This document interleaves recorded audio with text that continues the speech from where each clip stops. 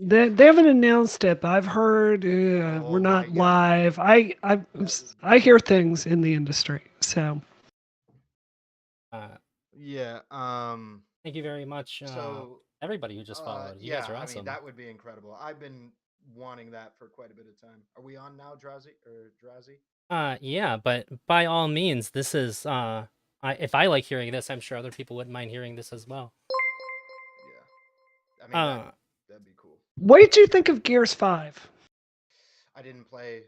I stopped playing Gears of War after 3, I think. Oh, I love Yeah. 3. That's my favorite. Yeah. That's my favorite. thank you, When I started learning everybody. Unreal Engine, that was when Gears 3 came out. And Who like I followed? played through Let me know if that so helped much any. of it just trying to understand things like they did like LOD streaming and texture stuff. And if you play Revolution 60, you can see like there's so many sections I deliberately figured out how they did things in Kismet and just copied it over into our game. Like so many things with the missive maps. Yeah, I wanted I think I started to get into figuring out how game engines work and how to code video games because I recently started to get into programming. Hmm. So I wanted to like just kind of see and fiddle around with that because I've always had an interest in it, but it seems really daunting. So I'm trying to like It's not that hard. No, I It's love just video figure out game something you can do in the conversations. industry. It's helpful. This And like nice. that's all you're looking for on a game dev team is someone that can solve certain problems for you. Maybe that's weight painting a skeletal mesh or environmental design or I mean I met the dude that did added the fish to Commander Shepard's cabin at GDC one time. And it's just stuff like that. It's just delivering solutions. I don't want to Thank steal you. the I whole appreciate it. Yeah, sorry. show We're here, talking but about game dev. Yeah. yeah, I was gonna say we should talk at some point about this stuff because yeah, I would if you let me go off, we'll just sit here all day talk about this. Uh, I know nobody asked, but Kingsfield was the first game I got really into, and Oh my God. I love it so much I can't help but like say it when you guys are talking about it. Yeah, my cousin gave it to me. He said this is the worst Kingsfield, game the ever. first All you do is From die. Soft game. The first From Soft game, right? Yeah. On PS1. Mhm. Yep. Wow. Kingsfield 1, 2, Shadow Tower. Like I loved those games. Oh crap. Because I guess I like self harm. I suppose being Yeah. 13 and playing that with like there's no internet to look anything up. It was rough, but I Yeah. was like super addicted. So you like Kingsfield, playing Kingsfield and Mr. Girl. So those things just go hand in hand together. Mr. Girl doesn't like FromSoft. Wait, really? Yes, it's like it was like a big thing in the community.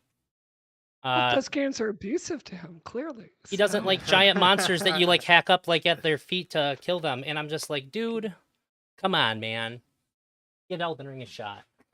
I think we finally broke him. He did say maybe he's considering it, so I'd count it as a big win. I guess I asked you both to be here, and you both were amazingly accommodating the entire time. I just want to say thank you very much. I'm really looking forward to this conversation. Uh, I going full diva for you before we started, and oh, you will. No, of course, I'm happy to be here. Your hair is fantastic, by the way. As somebody Mine? with really long hair, yeah, I just want to say your hair's very nice. You just have to go get a Dyson Airwrap, and that's all you need. $400. It takes 4 seconds. I wish I knew that before I ran for Congress. So that's a pro tip to anyone out there. uh, I just I just use a brush. That's all I do. I just got a brush. I've been trying to get my hair right for a minute. I've got to figure out a proper haircut that works, and it's been terrible. I don't know I anything could. about hair. I just have it. I can't help you there, I, bud. I think you've got the glow up. I think you look good. Thank you. Yeah, you're like one of the fanciest looking dudes on Twitch, man. You always got the nice turtlenecks and shit, making me feel like a bum. I put on a dress shirt because I knew you were gonna be styling on me if I came in with like an anime shirt or something lazy like that. So can I, we talk about this? I feel like Vosh does not get enough credit for bringing the drip to the Twitch game, like Twitch streamer. Like as far as men that actually like take care of their facial hair and like show up having taken a shower on stream, He's in the top 3 in my view, and I think he deserves more credit for that. Well, it took him a while. Yes, it did. I feel It like did. once you have a certain amount of money, people start getting interested in going like, "Hey, man, I just want to give you some advice. Maybe you should do this and this." Like once there's a certain amount of like financial incentive to help somebody out, you're gonna start getting that good. Uh, I don't even know, like fashion advice. 100%. Um, so I guess just to sort of like kick it off, I'm gonna say like I seen you and Mr. Grill attempt to debate consent. That didn't happen at all. I I want tried. An attempt was made. there was definitely an attempt made to have a conversation about consent. It didn't go very well. And I was really frustrated because it's a conversation that I think before I really started streaming, I put out a video with a friend of mine whose job it is to give presentations on consent, and she's also a first responder to sexual abuse on the college campus that she works for Mhm. and attends. So like she won't let me call her an expert, even though she's been doing this for like 6 years. She's an aspiring expert, like in the in the subject of consent. And I've talked to her a lot. And the thing that I so when we talked, you said that there was a good conversation. You think that after that conversation, that there was a good conversation we had about the more niche cases. But I think that Sure. enthusiastic consent is a bad model to begin with. Ooh, Like we need to okay. move away from it entirely. There's a better Oh, model out dude. there, and I think that Oh, dude. enthusiastic consent being the standard uh hurts Woo! society overall. Woo! Well, let's get into it. That's a good place to start. Okay. I assume you'd like me to explain that a little bit? Yeah, I'm gonna need to understand that argument a bit more. Sure. So, just for frame of reference, I'm 34. So I kind of grew up with like I heard no means no and yes means yes. And then like when we moved to enthusiastic consent, and it seems like we've definitely progressed a lot in like in understanding like what it means to really get somebody's consent for any kind of like sexual activities whatsoever. And I think that's great. I practice what I would consider to be like threshold consent. It's not what I'm advocating for, but before I do anything for the first time, even like holding hands, I'll ask. Some people think that's crazy. I've got nothing but positive feedback from it. I advocate for authentic consent. Are you familiar with this model? Go for it. Okay, so authentic consent is essentially that as long as the person is actually consenting, that we have some way of like understanding that they are, they don't have to be enthusiastic about it. So like if somebody if let's say I ask my wife if she wants to have sex and she's really tired, she's like, I'd rather just be like to herself, she's like, I'd rather be sleeping, but like, yeah, we can have sex. That's not rape. I'm not sexually assaulting my wife by any stretch. She could rather be doing something else. She could would uh potentially like not be super thrilled about it, but like she's okay having sex, so she says yes. Nothing bad happened here. Yeah. I also I think think I think when you're married, I mean, just long-term relationships, I think it's the communication is less fraught, we'll say. sure. So another thing about enthusiastic consent is that it recognizes that there's different reasons why people would want to have sex. Some people don't want to have sex just because they're all about sex. Like for instance, with enthusiastic consent, we're completely leaving out asexual people who never want to have sex, but are willing to have sex to maybe increase the bond they have with a partner of theirs. They may have zero sexual feelings, but think, okay, I'm going to have sex because I want that kind of closeness that people have. I know that it's going to create a longer lasting relationship for me and my partner. And I think that if I don't have sex, that like that may not be uh, it's going to be something that we're missing out on. And so they could Hmm. have no desire to do it, still say yes. So there's going to be like literally no enthusiasm. You can't have any enthusiasm if you don't want it at all. But it's still okay for them to have sex. Okay. So I feel like we're moving into a third. I'm taking notes as we're going here. So Mhm. you're starting to talk about asexual people. I want to back up and just make sure we're on some the same page about a couple of points you made because Yeah. I don't think there's evidence for it. So first thing you said is quote, we've moved to an enthusiastic consent model. What evidence is there for that this is a widespread standard that we've moved to as a society? Oh, sure. So um there are a lot of I've noticed, especially since a movement which I 100% support, since the Me Too movement, and women feel like they have a voice and they can actually say when they've been assaulted, which I think is fantastic. We're finding that there's a lot of situations that are probably fine that people end up getting convinced were some kind of sexual assault. And I think that this can be remedied by moving away from No, abdicating no, for hold it. enthusiasm. Respectfully, you're not Yeah. answering. I'm going to Well, say this again, and okay. let's stick to this. Sure. Your statement was we've moved to an enthusiastic consent model. My I guess. question for you is, as a society, what evidence is there that in most cases, when people have sex, they are looking for and expecting enthusiastic consent? Because I don't think there's evidence for that. Okay, when I say we're moving towards, or that like we're in enthusiastic consent model right now, this is the kind of We've consent that moved is to an sure. enthusiastic consent When I model. when I say Right. that, what I'm saying is that this is the kind of consent that I see most abdicated for. When people have a sexual experience and somebody questions whether it's not consent, it seems like the model that we're looking at, whenever I see this examined, and maybe that's just my own biases of like the spaces that I'm in, or sorry, my own like echo chamber spaces that I'm in. That's what gets talked about a lot. But this seems to be the standard at which we apply when we're looking at, well, was this consensual or not? Okay. Um, that sounds like that's anecdotal overall. So I would just Sure, say, that could be in the my case. view, I think we are barely having a national conversation about consent. In fact, in my view, yeah, I was thinking about this as I was preparing for the Mr. Girl debate. So I started like looking at what actually is the legal standard for consent. And I was really surprised because across the United States, like it's not just different in every single jurisdiction. There's not really like we just have a new national model that was adopted for it based on the FBI Uniform Crime Report, which may or may not influence how a jury might adjudicate this. So I think overall, in my view, it seems to me that we, just the same way we don't really have sex education in a serious way in the United States, I think we have even less education about consent and what that looks like. So I think the thing I would posit to you is that we have no model for consent in this country whatsoever. Um, okay. I if we're gonna look at it in that frame, then I would say I agree that we don't have a uniform one, and which is what I really strive for. I think that Sure. enthusiastic consent is awesome. If you got it, take it.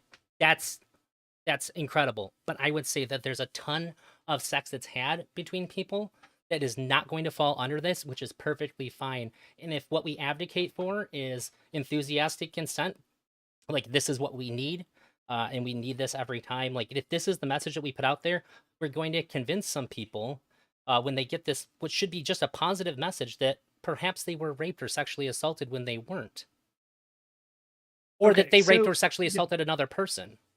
so that's a good point for me to come back to another clarifying question. This is an exact quote from you that you said at the beginning. Quote, Mhm. we've progressed a lot. We've progressed a lot as far as the enthusiastic consent model. If that is the case, Mhm. like let's just posit that that's true.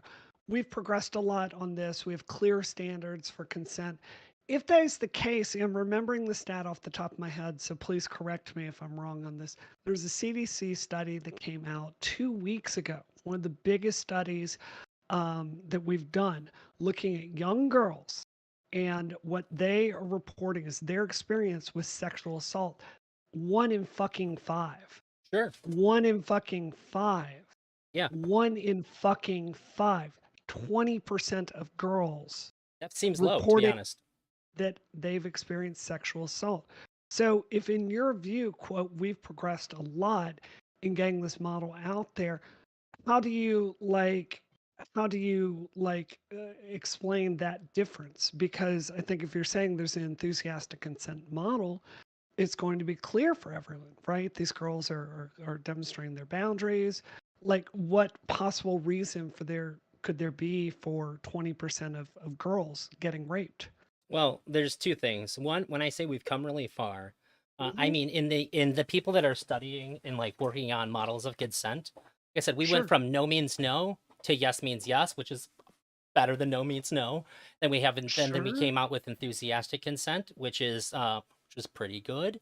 But I think authentic consent is significantly better because it catches things that enthusiastic consent is going to miss. It's not going to address at all, or and if the idea is that we don't have it, then there was something bad that happened here. Authentic Yeah. consent captures every kind of sexual experience that you can have, and I think accurately portrays whether or not there was a sexual assault that happened.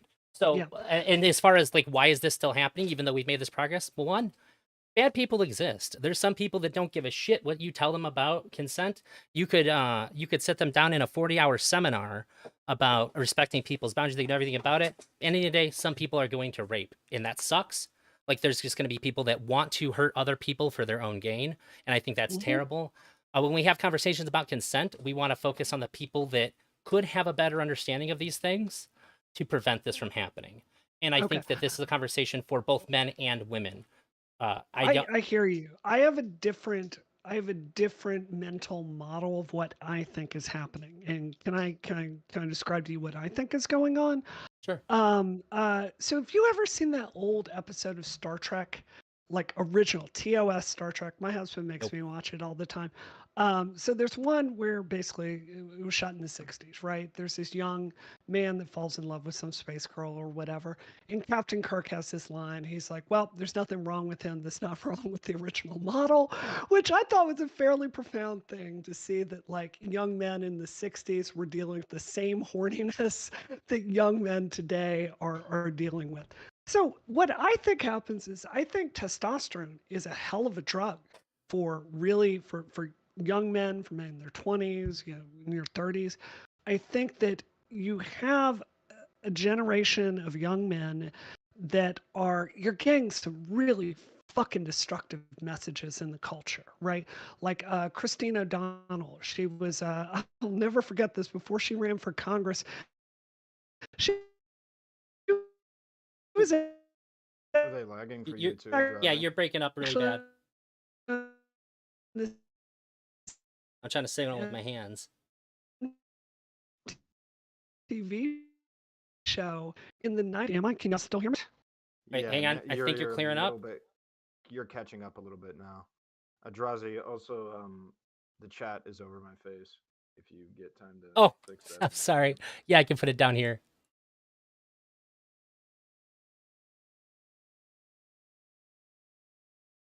Sorry about that, my guy. It was unintentional. It's fine.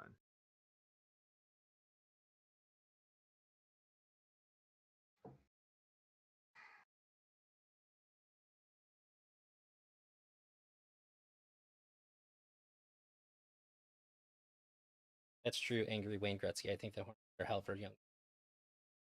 But not quite to her point. That's not quite addressing like what she's getting at, but I do agree with you. Sorry about that.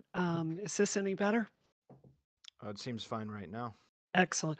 So basically, coming back to it, I think that young men have always struggled with a society that's basically giving you some really terrible messages. Like, you're the worst thing on earth if you're still a virgin. You need to be out there fucking everything in sight. Look at these girls, like, sex, sex, sex. Your manhood, your value is based on how many girls are out there fucking. And I think there's this really, really destructive message out there for young men. And I think that what is happening increasingly in society is you have a generation of young men that are under socialized, as like online culture has allowed you to not have to interface with people like face to face as much. And I think they're just not picking up on some really critical social clues that are going on. So, what I think is happening is if you went to many of those men that are doing things that the young women are perceiving as sexual assault and rape, I think a substantial portion of them would be pretty shocked. I think they would tell themselves this was fine. So I think there's some point where there's a communication breakdown. And you'll notice with this, I'm not trying to ascribe fault. I'm not saying like they're monsters, they're terrible, lock them all up. What I'm saying is we need some clear communication for everyone involved, right? Yes, And I for agree. me, that means, we need to have conversations about consent in school along with sex ed. And we need to, say to young women, like, look, you need to speak up. You need to know for your own protection that in a situation like this, if it's ever adjudicated in court, if you're not clearly saying to the other party, I do not consent to this, there's no lawsuit that can be brought to bear, because that's the first thing a prosecutor is going to ask. You need to be incredibly clear about what's going on here. And we need to be telling young men, you need to be really sure that she's into this, right? Because there's a lot of harm that's happening. And I can't think of any way to lessen that harm without clear communication. Does that make sense to you? You're cutting up a little bit, but I'm you're so Everything's sorry. coming out audible. still, but Yeah, you're still audible. we both made the same, like, we waiting for this to break face. I seen him do it at the same it's time. like, yeah, I'm so sorry. it's fine. I agree. We need really clear communication. And so Mhm. when I'm approaching this idea, I go, okay, because this is very important. We don't want anybody to violate somebody's boundaries, and we don't want anybody to feel like they violated any boundaries. We want everybody who is a good actor in a sexual experience to feel like they did right by themselves and by the other person. We agree on this, Right. correct? So when Right. we talk about enthusiastic consent, if this is the standard in which we have, that means there's going to be a whole lot of sex that happens that's going to feel like that didn't happen. Whereas if we take authentic consent, which would be, I understand that you may have, like, you wanted to, even if you, like, are you pro or against sex work? Just, this would be Oh, a I'm great sample. super pro. Super Okay. pro. So for a lot of sex workers, it's just a job. They're not going to be Right. super enthused to do it, but they want the money at the end so they can consent to it. Authentic consent model covers this and says, you're good to go here.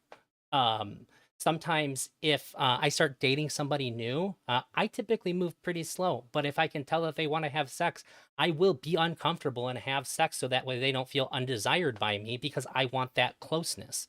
I want them to understand that I do care and that I'm not going to send the signals like I'm not interested in you or that I find you unattractive. And I don't want to have, like, it can be, to me, the discomfort of having the conversation to try to explain that I want to wait because of that is worse. I'll have fear that that'll just seen as a cope and that, like, I'm putting out the wrong message. I'd rather just have sex and be a little less comfortable than do that. So, like, I'm not enthusiastic about this at all, but I still consent.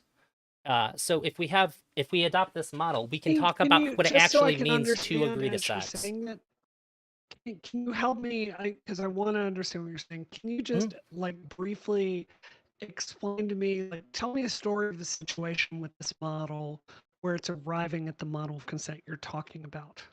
Oh, that was what I just gave, like with the Sure. sex work, and then like me dating Sure. somebody new where I really don't want to have sex for maybe like till I've like talked to them on the phone for a week and or talked to them on the phone Right. and like been around them for like a week or so. I want to feel comfortable around them, but I'm willing to forego this comfort and deal with like a bit of anxiety of like crossing that sexual threshold because I want them to understand that I am interested in them because I've ran into that problem before where I don't come on like a ton of bricks. So if I wait to have sex, they think that I'm uninterested and then they will lose interest before I'm ready to have sex. So now I'm a bit, if they show sexual interest, I'm going to like jump at that just so that they can understand like, hey, I find you attractive. I like hanging out with you. I do like you. Even though it's going to make me feel pretty uncomfortable to move that way, I'm going to have sex and I'm going to totally consent to it, but like, I'm not enthusiastic about it. I have some reservations Right. about it, but I care about the outcome that sex is going to give me. Sure. I mean, that sounds entirely reasonable. I think that sounds like a lot of the sex I've had, like with partners for the first time as well. I think it's not that I think. So this is how I see about it. And by the way, Ahrelevant, I'd love for you to chime in. I feel awkward with you just listening to us talk, but so this is how I think about this. And maybe this is stupid, But when I'm thinking about a standard or a message we send as a society, I think of it like an engineering challenge. So I restore old Porsches, right? So if I'm redoing the electrical system in my So 1986 I at might just 911, you're quite yeah. robo right now. It's still Oh legible, but no, you're still quite robo. I Yeah, just we would can like hear you. yeah, but so you can keep speaking if you'd like, I'm or going you're to exit out and jump back in okay. because I'm on Sounds like a good Ethernet call. now. Hold on. All right. Yeah, I'm not sure how much input you want me to like give if it's just to keep things on the rails or what, because I don't want to like kind of pick a side or anything like that inside of this conversation. You can chime in if you feel like it's natural, by all means. There we go. Is this any better? You sound fine so far. Let me force my Wi-Fi off. I'm so sorry, y'all. I never have problems with this stuff. So if Yeah, that's the case, then Elder, speaking to your previous example, I mean that's been the experience that I've had where it's been there's been moments where I'm not enthusiastic about engaging in sex with a woman, but she clearly will lose interest if I do not reciprocate. And right. so I kind of just am like, I guess I'll go with this because I'm interested in you. I just show my interest in a different way. So I kind of like am meeting them halfway there. Yeah. Um, and Yeah. so there's that. I So don't then, think any of go ahead. us have any problem with that. I think where I'm coming from with this is I'm thinking about like an engineering standard. So if I'm working on my car and fixing something electrical, yeah, I can go out and just get two wires and screw them together and just put a cap on the end of it and crimp it, right? That's probably going to work. It's probably going to be fine. But if I'm really trying to do a repair that's going to last for like another 2 decades, I bring my soldering iron down there and I twist it all together and I pull it together and do a J splice and then I solder on top of it and then put heat shrink tubing on it and put it together and I do it to the NASA standard, right? There's no harm. Like what I'm thinking about is, look, it's just math, it's statistics. There is ample evidence that somewhere along the line there's a communication breakdown because a hell of a lot of women are feeling like they're getting sexually assaulted here. That's just math. Like go look at the stats, right? But I don't So think that's there's a what we lot of disagree on. trauma, right? So if you're trying to lessen that, I think having a higher standard and clearer communication. I think none of us are saying like this situation we're describing is rape or anything like that. It's certainly how I behave. I just think it's a situation where there's going to be more confusion, if that makes sense. Or I could see more of a potential for miscommunication. I think that if we preach enthusiastic consent, I think it should always be authentic consent model. But like, if you have enthusiastic consent, this is the best time to be having sex. But we need like, what you're talking about, like the being a crimp. I feel like that's more comparable to what enthusiastic consent is. Most people I know aren't going to do that. And that's a really big problem with enthusiastic consent because I was on board with it for a long time, but then I spoke to my friend who's an aspiring expert. I've listened to books by people who are experts in sex education. I've watched a lot of videos from people who do exclusively sex education, and the overwhelming message is that they're not very enthused about enthusiastic consent because we want to group all when we come up with a model for how we should be treating this, it should be including all the sex that gets had. And a lot of it is not going to have enthusiastic consent. One, because despite my best efforts in trying to convince people and talking to people, uh, we do not see people engaging in this way. This is not the way that a lot of men and women want to do it. People feel like it's unsexy or whatever. I think that's bullshit, that I ask for consent before I even hold hands for the first time or before the first kiss that I have. And it's always worked out great for me, but people are not going to do this. And I want a Right. model that can fit into the reality of how people engage with sex. I want a model that's going to encompass all of the sexual activity, not just the ones where it's like, everything's perfect. Where like we're in love or we're just like so like into it that, that's not going to interrupt the flow, because men and women both have said They don't want to interrupt the flow in order to get this kind of consent. So we need to teach people what the kind of body language is, what the kinds of things that we can talk about beforehand, and the kinds of things that are going to be okay to like red light things. If we approach it like this is going to fit into how people are already engaging with sex without it being so it doesn't interfere with it in a way that they might actually practice it.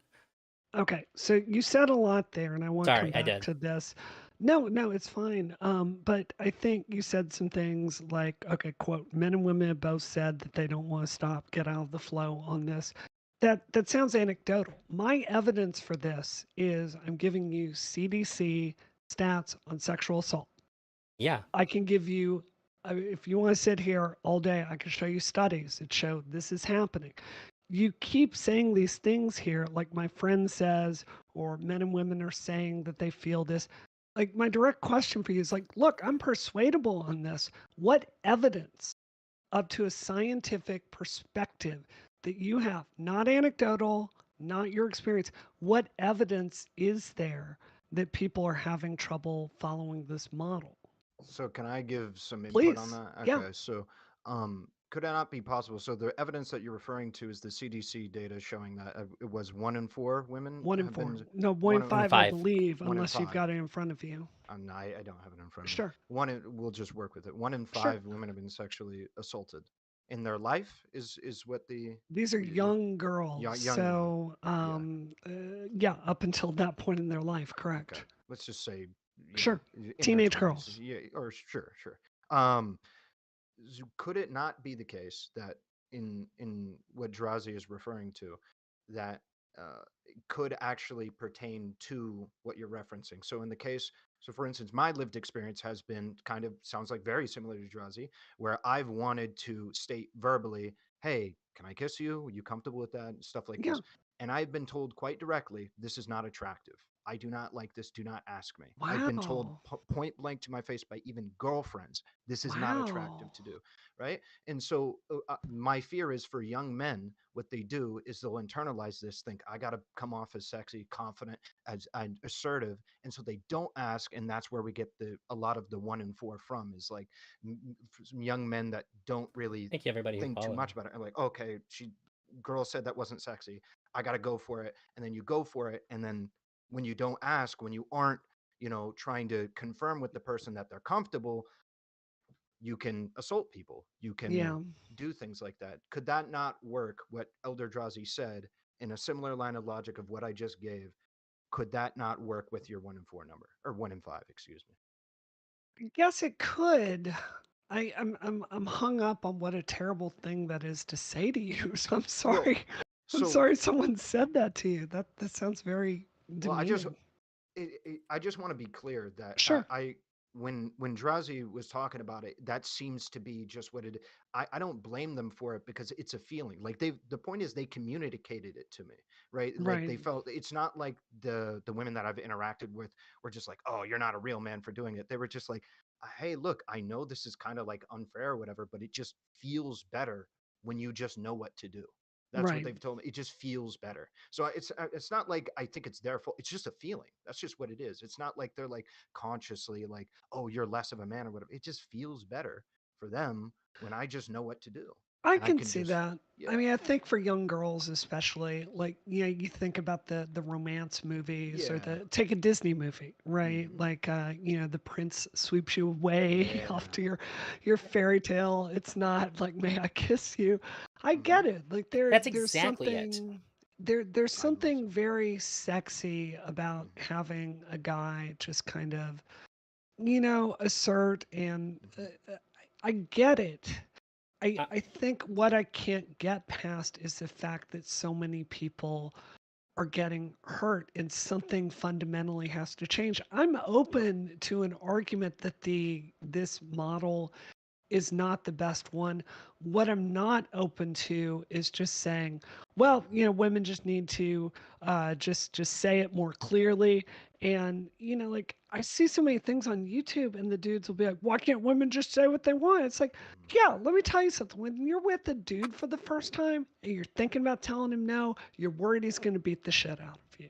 That's just a fact, I'm a little right? confused as Yeah. to the arguments that how the arguments that I've made don't live Hmm. up to this standard. Like, so your counter argument to the model that I've proposed is that 1 out of 5 women experience sexual assault. And I'm saying, yeah, we're not using an authentic consent model. Like, this isn't what most people are advocating for. I want to convince you because you have a real voice that people are Sure. willing to listen to. And if I can convince you, I think that the best consent model that basically nobody in a space where people are listening to people talk Right. generally are advocating for, and this encompasses every single consensual sexual act. Enthusiastic consent captures a portion of it. It captures arguably the best sex acts that people have, but it leaves out sex work. It leaves out people who want to have sex just to have a kid. It leaves out people who want to increase that bond, people who are outcome oriented, people who want to do it to like gain like social acceptance. So can Sometimes, we because you made a couple claims there that I'm yeah. sure Brianna can do you agree that enthusiastic consent leaves out sex work or people that are just No. trying to have sex to have so No, I then can think you taking the explain the money and conflict? having a financial agreement there, that seems to be that seems to be very clear communication there. I think Wait, maybe, yeah. that's scary to me. If there's an exchange of money, uh, then I guess if we agree that because sex workers exchange like they have money, that this is enthusiastic consent, uh, this is going to this makes it a lot more murky when sex workers are assaulted. With an authentic consent model, we can look at if we apply this, then like just because there's money exchanging hands doesn't mean that it's going to automatically be consensual. Hold on, I need that doesn't what you just said made no sense to me. Can you say that Okay. again in different So words? if somebody pays a woman for sex, he can still Right. sexually assault her, correct? Yeah, of course. Okay. So then how how do we know that enthusiastic consent is being had just because there's an exchange of money? How do you know that that's being had? I think what I'm saying is in that model, if you're look, the dude, because let's be honest, most people paying for sex are dudes. Sure. They are putting that money down, right? And the woman is agreeing to take that contract for work, right? Mhm. To me, it just represents an enthusiasm, not enthusiasm, but certainly an affirmative, a very strong willingness to engage in that. Like she's not looking at the money and going, well, I could not.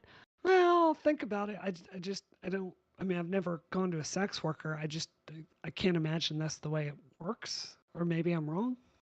Okay, so my understanding of enthusiastic consent is not only do you get a verbal or I mean basically it's just verbal affirmative, but Hmm. it's also going to be accompanied by positive body language. It's going to be accompanied like everything about that yes and following through to the end of the sex act.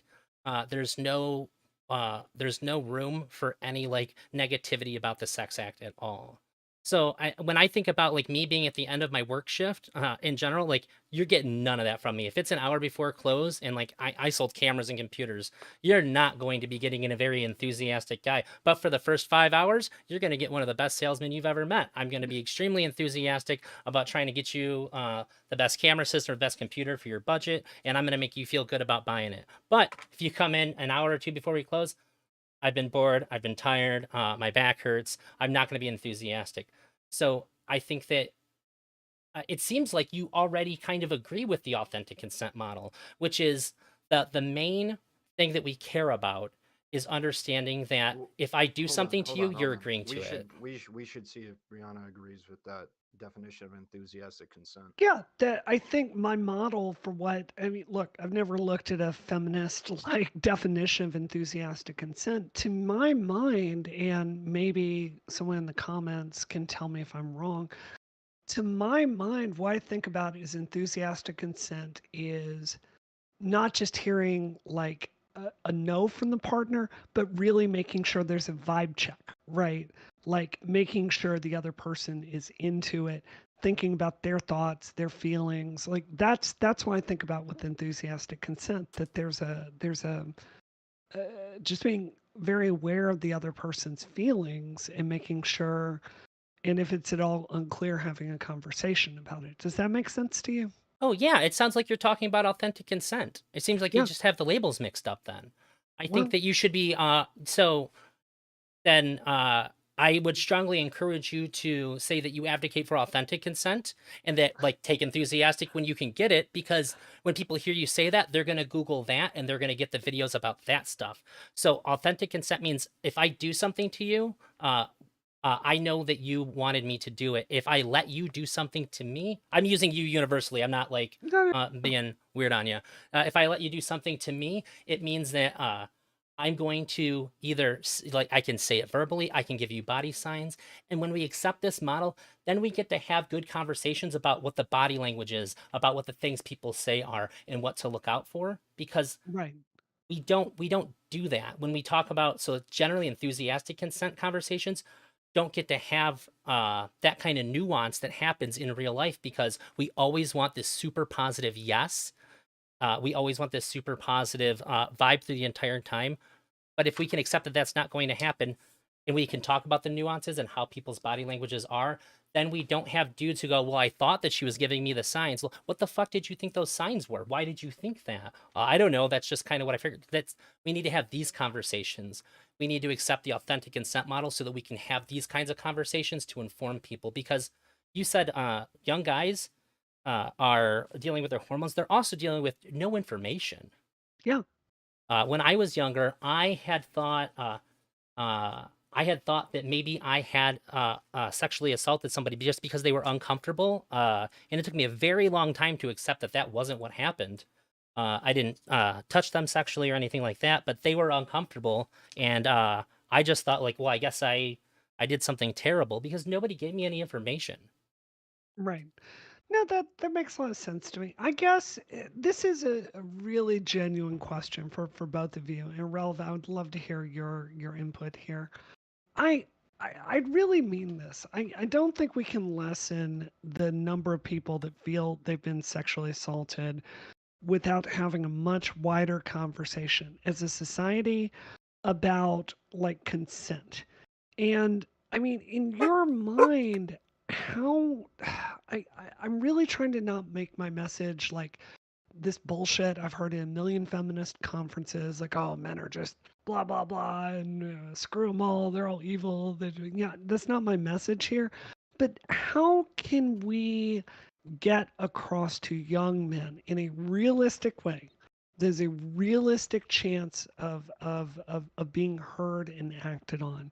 Like, look, there's some bad stuff going on. Some people are getting really hurt. They're getting traumatized for their entire life.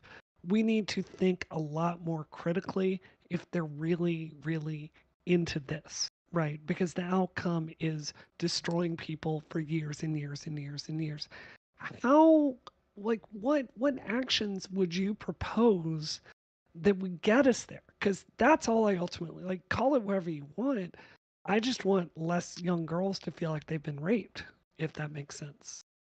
Uh, yeah. So for my response, because I've thought about this quite deeply, from my end, given my lived experience with it, I think it's going to be teaching young men that if they experience things similar to me, where they have several different women telling them like, "Hey, I don't really like it when you ask me. It doesn't really get the vibe," is that Right. you need to continuously keep trying to make sure that Yeah. women are comfortable, even if you're getting many women in your area telling you not to. And that's because in my experience a lot of it comes from men and women saying like, well, you just need to assert yourself, you need to be confident, you need to know what to Right. do. And so and then you ask any guy, and they're going to think they can read the signals incredibly well. They know how to Right. read it, right? And the fact of the matter is, we don't. We Yeah. don't know what, we're playing it by ear. Most of the time it's all right, because I actually think a lot of people do have sexual encounters playing it by ear, not verbally as much as, in my opinion, I would hope that they would be a little bit more verbal, and more comfortable being verbal, than people do. And I think that's where we get a lot of that number. Right. Is the people that think, oh yeah, I know what I'm doing, like, yeah, I know what I'm doing, and then they, don't, and they don't know how to read proper social signals and stuff like that. So I think it's going to come with men kind of just humbling ourselves and being like, I don't know how to read the mind of every woman I interact with, and that each woman that I might engage with has a unique way of communicating. And there might be some significant overlap, but making sure in every case is very important because, one mess up can really screw a person over Yeah. in their stuff. So Can I I think say it's two humbling. brief things to add on to that? Go for it. So I think what you just said was so well said. I think there is a communication problem, and this is a non-feminist thing of me to say, but I have a theory that a lot of young girls are brought up with these really conflicting messages about sexuality and consent and all these things, right? Like you feel guilty if you're desired, you feel empowered if you're desired, Mm. right? You're getting all these conflicting messages from your friend group. And I think when it comes, like one of the things I remember from high school is like there was a lot of ambiguity about what your feelings were about sex, right? And I think that because everyone is getting such unclear messages, like you're a whore, you're desired, you're Kim Kardashian, right? You're a slut. Hmm. I think it when you're so young, right? You're trying to work through all those feelings. I think it's entirely possible someone may not truly understand how they feel in that circumstance. And the only advice I could give to them in that situation is like, you're probably not ready to have sex if you're not really, really sure about it. I lost my virginity at 14. I was entirely too young to do that, right? Mm. I'm fine with it, but that was really rolling some dice. The other thing I would say is just to really, I could not agree more with what you were saying about men. And I think that from what I see, all men, younger, 30s, 40s, 50s, I see men just dying for connection with each other. And I think one of the really big failures of the left, of which I played a part of during Gamergate, and I regret it, is I think we got so caught up in giving this message like women need to win, women need to win, women need to win. And we do. We are being horribly mistreated in many different ways. But I think the way that we've messaged it has been to basically, there's no one out there advocating for men. And I think that's why Andrew Tate is such a seductive figure to a lot of young men, because that seems to be the main person out there like advocating for him. So the conclusion I've come to is if you're talking about these issues, you need to be really, really careful to make sure it's clear that you do care about men. You care about those outcomes. You care about their loneliness, right? Because there's no way forward if all of us don't feel like we're getting something. Does that make sense to you? Yeah, and I'd say it's accurate. I'd say everything you just said right there is absolutely accurate. I do think it's true. 100%. I don't disagree with what Ahrelevant said about how do we change this. I think that the one thing that I would caveat to what you said, Ahrelevant, is that I think that if you do feel like you need to ask, you still need to ask. Otherwise, you're violating your own boundary. I think that like until you feel comfortable not doing that, like my God, it would freak me out to think that I was having sex with somebody who I couldn't convince myself was okay with it because I didn't ask. Because like that's what I have to do it. I have, because of the way my life's went, I have to ask. Otherwise, I am going to be totally freaked out, and that's not going to be any better. Being like totally freaked out going into a sexual encounter is not going to be good. But I think that if we had better models when we were growing up, that we wouldn't necessarily have to feel like we have only one path to get consent. Right. Mhm. I actually took I'm some not seeing notes a on what you wide guys range of said. disagreement here. I think we're all really agreeing on the fundamentals here. Well, Yeah. that's really, really good because if you and I agree, please just use the I will look phrase into authentic this. consent because You will forgive me if I will do my own research and see what the literature says about this yeah, and by study all it from there. means. Well, I have full But confidence that the literature that I mean I've been reading it and been talking to people like in the field of consent, which sounds like that's not a real field that people are in, but it is. So yeah, I strongly encourage you to do so. And when you find that the stuff that I'm talking about, that's what it's called, because like I said, you have a pretty good reach. And I would love to see what it seems like the model that you and I both agree on being advocated for, because I really think that that's the one that helps the most. And it seems like you do too. Yeah. And I want people to hear you say it and then look it up on their own. I'm not convinced that your model does anything to rectify the major variable that I see. And I'm not trying to be mean to young men here, but I think the major variable is exactly what you were saying are relevant, which is, guys are getting these very mixed messages to be aggressive, to do all of this. And there's very little, I think, in the culture saying, look, you need to have a vibe check here. You need to be thinking about this. You need to be humble about your ability to read the situation. I'm entirely willing to go with your model if I can be convinced that that is something that's being delivered along the way. And I don't see evidence for that. So are you familiar with the Wheel of Consent? No, I'm not either. What is her name? Betty Martin came up with it. I'm gonna put it up on the screen. please do. It's gonna look a lot more complicated than it is, but I can go through it in like 2 minutes. It'll be very easy. Again. Okay, so I'm just saving this one here. Guess we're taking a screenshot. It doesn't want to. Okay. So this is developed by Betty Martin. She is sex educator. And I guess it doesn't really matter where I don't this see model it. came. Yep, I was just saving it so that I can pull it up onto here, into the Discord, so we can all see. Sorry, have it handy. Share my screen. There we go. Sure that okay, so gotta get you on the screen too. Oh boy. Okay, so it looks like there's a lot more than there is. There's just like a bunch of extra stuff than there is. So we have serve, take, allow, and accept. This is basically the whole premise. If you're going to be doing an action, so like serving is like I'm going to do an action, and it's like a gift is the phrase that we're using here. If the person accepts it, then we're all good. You can take something from somebody, so you're doing the action, and they're giving you the gift. So for instance, if you do a sex act on somebody that you want to do, but they're like that's not really my thing, but yeah, you can do that. That would be like the taking and allowing. That's basically it. So like if there's ever any confusion as to whether consent was followed or not, this is a very good metric for doing it. So they essentially how this plays out in real life is you would say like, can I do this? And then and then you get an affirmation like, yes, I will.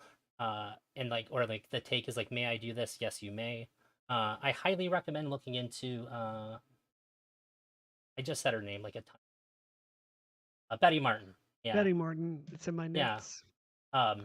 She breaks this down a lot better than me. But essentially, this wheel, if you watch her thing, and she explains it much better than me, it gives you a very simple model that you could just refer to in your head to see, am I actually getting consent from somebody? Am I actually understanding like what's happening here? Because sometimes we want to touch somebody in a way that is for us, and even if they don't love it, they can still say yes, and then it's fine. This is a totally okay consensual act. Sometimes we want people to touch us in a way, and like maybe they're not super thrilled about it, but like they're willing to do it because that's what they're choosing to do. This is still consensual, and obviously we would love it if it was always like enthusiastic. They're like, yeah, I'd love to do that, but since that's not always the case, and depending on your dynamic, it might not even often be the case.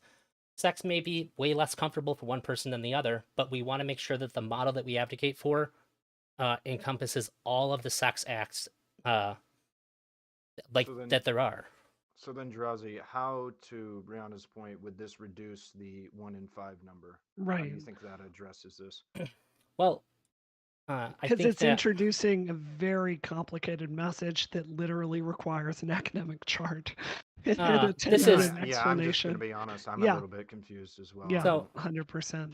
okay. I don't think it's as complicated as it looks. It does seem like I picked a a goofier, more complex looking one than it actually is. So here's like the super simplified version. Pull that one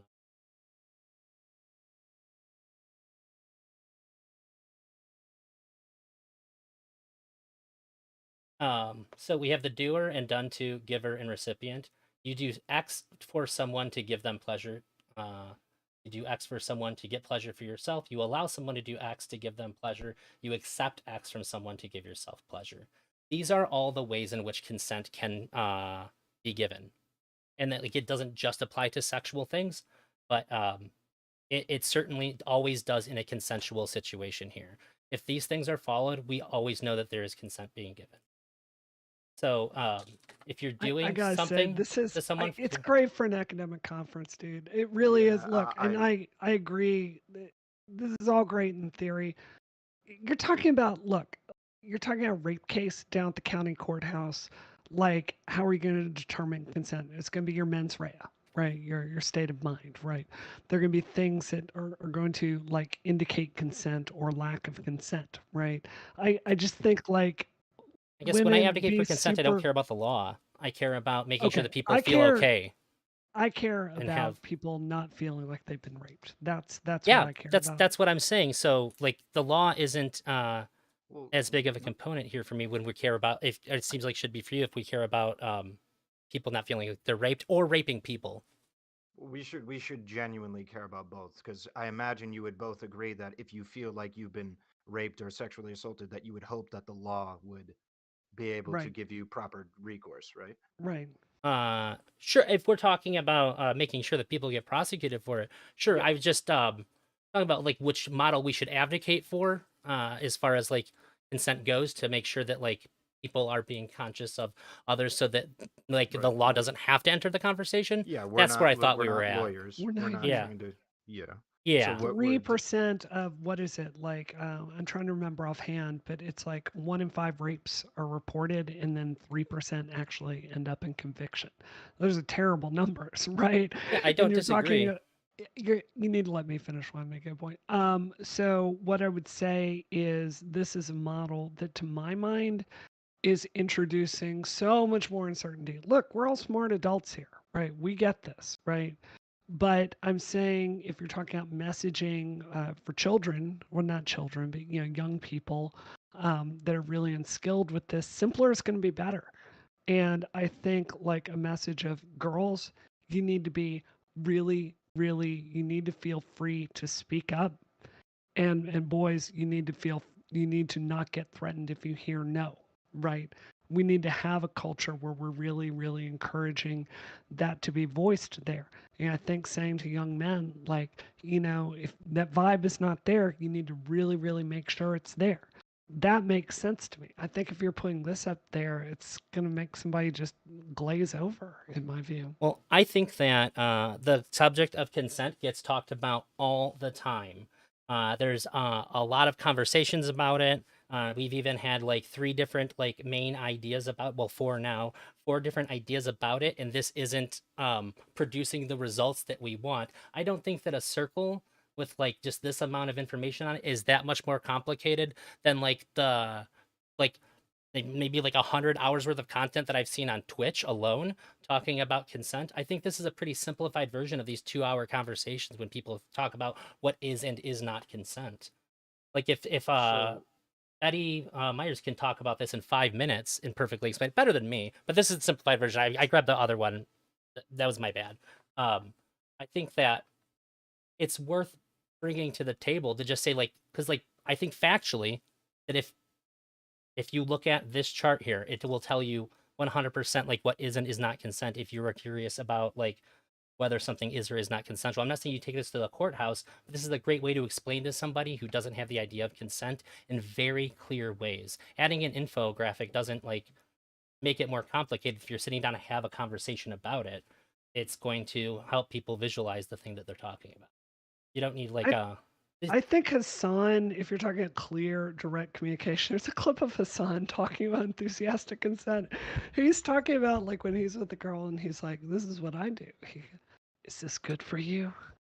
Does that feel all right? He said that on stream. And it's like so suggestive and sexual, but he's talking about like a vibe check there. That's a super effective message, right? And like he's telling your audience, like make sure the girl's into it in like the sexiest way possible. That's good messaging. I'm a political professional. We need Hassan out there saying stuff like that. I think it'd be more helpful. I never wanted to imagine Hassan talking during sex. But here we are. We have very different Yes, we have very different proclivities. yes. Um, I gotta be careful because my boss is jank, so I don't want to.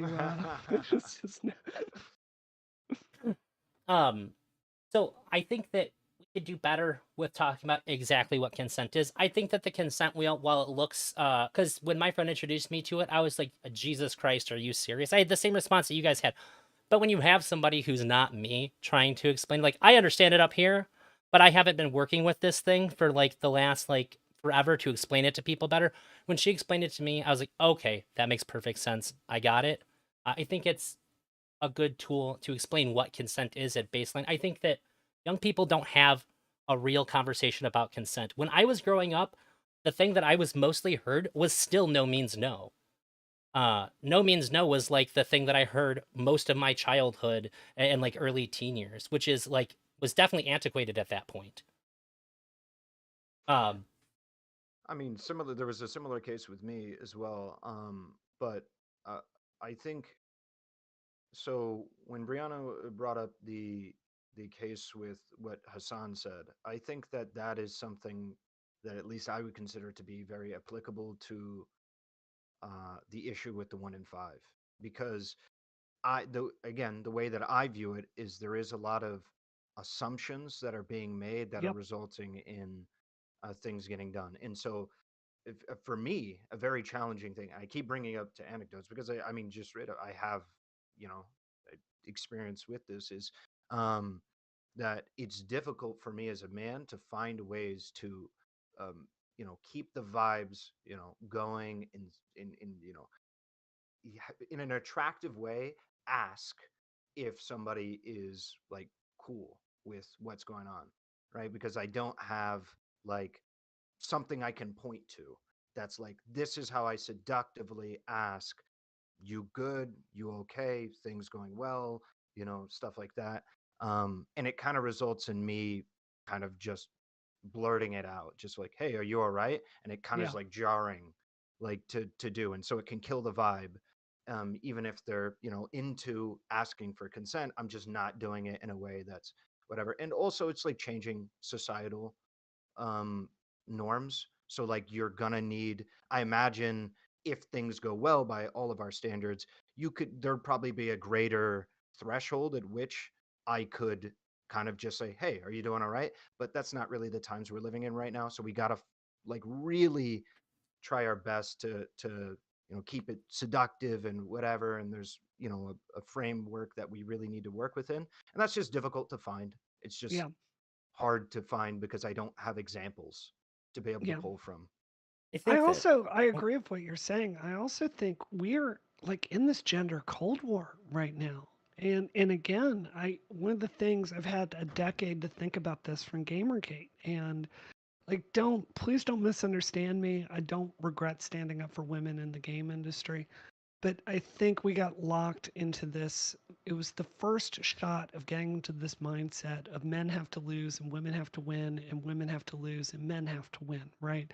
There's just this stalemate where we cannot get anywhere. That gym video that went ultra viral horrified me because I understood where everyone was in that situation. I understood the young girl that's there just trying to work out and she doesn't want to deal with some dude walking up to her and going, "Want some dick?" Right? I've been there. I get it. I also understand the other dude where he's just like, "Look, I'm just talking to a cute girl and trying to be friendly at the gym, and I got put out on blast on social media like some sort of sexual predator." Right? This is not a tenable like structure for society to go forward, right? And we've got to think a lot more about how we can model things where all of us win, because it's clearly just not working, right? Um, I super agree with this. That's why I think that we need the model that I advocate for, because you will see people unironically say that they don't know if the like at first it was just I just knew it was just a meme, but then I see people more and more say like I don't know what's okay to do. Like I don't know if I can hug somebody without getting accused of sexual assault. I thought that was Yep. strictly a meme at first, Sure. but as time went on, that meme became a reality for some people. I've had friends reach out to me and like talk to me about these really benign social interactions, and they're genuinely concerned.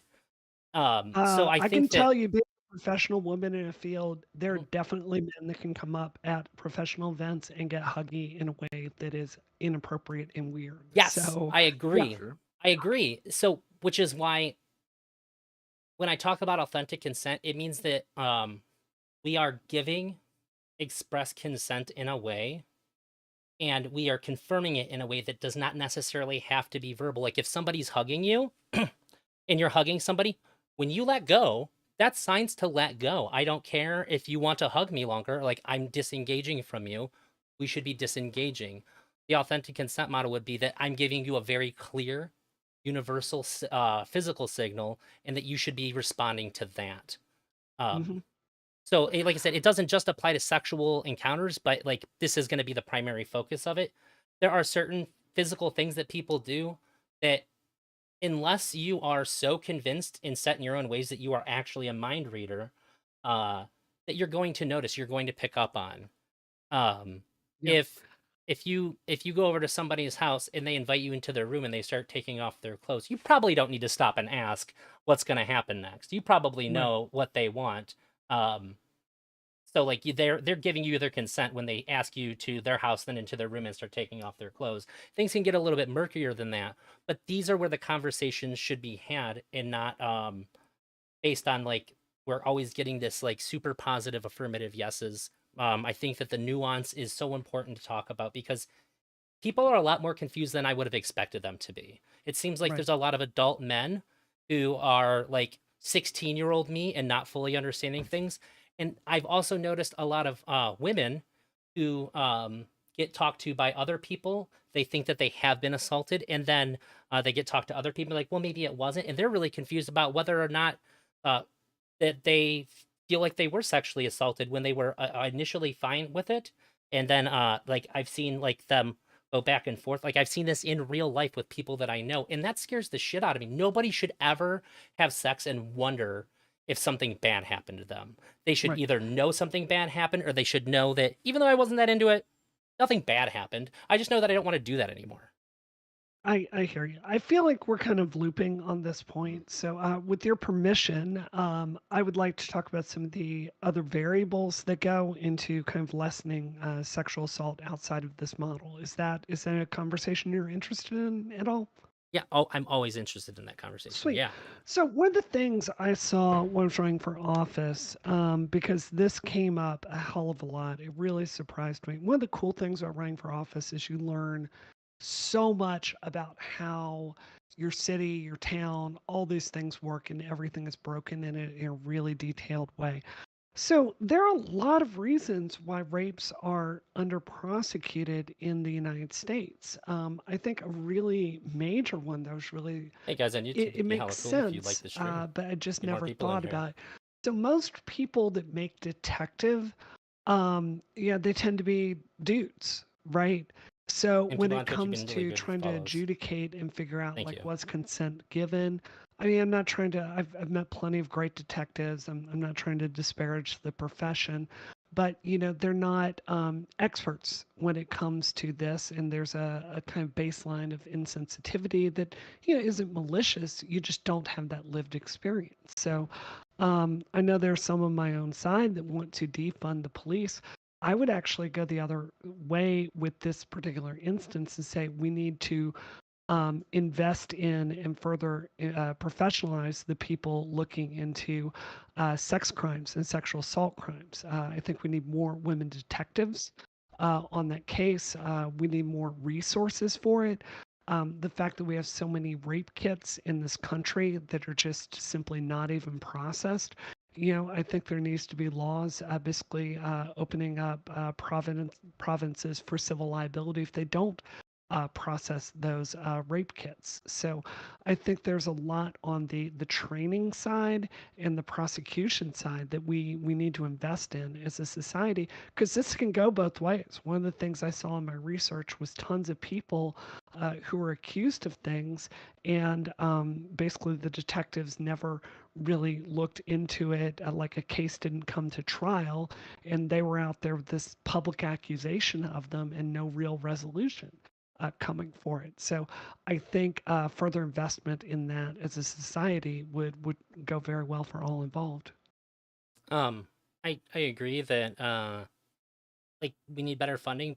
I think that it also like if we want to get more women into those positions, we need to pay cops more. Period. We need to make this a job that's not incentivized by people who desire having some sort of power. If the pay is shit, you're going to get people that want to be in that position for what that position has to offer. But if you offer good pay, then you're going to get people who are looking to have a steady career and want to protect that career. So up the pay and up the consequences for not doing a good job, and that'll make it more inviting to women. And even if women end up just like not being drawn to that career, people that are in those positions are going to be more inclined to care about what they're doing. And Yeah. I think just increasing sex crime awareness amongst normal police officers. Your average cop doesn't know anything about this stuff. Yeah. I've seen cops get uncomfortable and fumble around it because they just don't even want to touch it because like they have weird hangups or whatever. Um, that should just be a mandatory thing. I agree with everything that you said. I just Yeah. think that's how we get there. And you guys can talk for a second. I'm just gonna get some water. I'm dying. I Yeah. can still hear You you. go for it. I'm drinking a ton of stuff. What do you think, Irrelevant? I mean, I think what you both just said is really good suggestions. I hadn't thought about what Drazi had said in regards to just paying them more, and because the pay that they're at right now, it does attract a certain kind of people. I recently went on a ride along actually with one of my cop friends, and I very much saw the thing that he was referring to with like the types of people that would want to do that is the type of people who are in there, not so much just like people who are there for a career, but like there was very much the culture that I felt like you would expect cops to have, and the kinds of people that wanted to engage with that. I mean, they were great people, but I that is something I didn't consider that I actually think is a good idea. Yeah, I think we're all in agreement here. Further professionalizing the police and especially the detectives that look into these situations. It's hard to think of any downside to that whatsoever. I'm not sure if pay is the correct way to get there. If it is, I'm fine with that. I think that from what I've seen, because I've done ride-alongs as well, I think that most police officers are really overburdened because they're asked to be like a mental health professional for someone having a Hmm. breakdown, right? They're asked to respond to, fights between spouses, right? Like arguments, like it's all this stuff that really we should be investing more in social work. So, when I see defund the police, what I think about is, look, we need to apportion more money to make sure that, social workers can get in there and kind of examine these situations and deal with them and leave cops to do what cops do best. Things like hunting down and investigating sexual assault allegations would be a good example of that, in my view. Um, yeah. I guess I for some reason I left it out too. There should be a lot of social worker training for cops, but we should also be investing in therapists and social workers for cops, like in-house Yep. ones, Yep. because maybe it is the case that a lot of cops who are not good at investigating these things because of their hangups, or cops that are just doing things we don't want them to do. It could be that part of it, at least, that the job leads you to these things, and not necessarily everybody that does these things are attracted to the job. So we need people in place to help them deal with the stresses and pressures of the job, so that way we see less of these negative outcomes that we don't like. That Uh, makes a lot of sense. and these same people can handle the realities of sex crimes. I think that the kinds of cops that are avoiding dealing with them, or just not dealing with them at all and passing along, saying we're not going to investigate that. Um, I think that they could tremendously benefit from getting a good understanding of the psychology of what's happening to these people. Need to get them like that cop muscle. We want them to feel that instinct to go do their job on these things. And I think that understanding what the victims go through is probably a big motivating factor too. If at Yeah. least if you're a cop because you want to be a cop. So So there's like a lot of things yeah. we can tackle when it comes to the law. But one So of the I things think we neither agree you, on. I think we agree on law. The other thing I wanted to talk about is socially. yeah, I'd love because y'all are streamers. I'm not.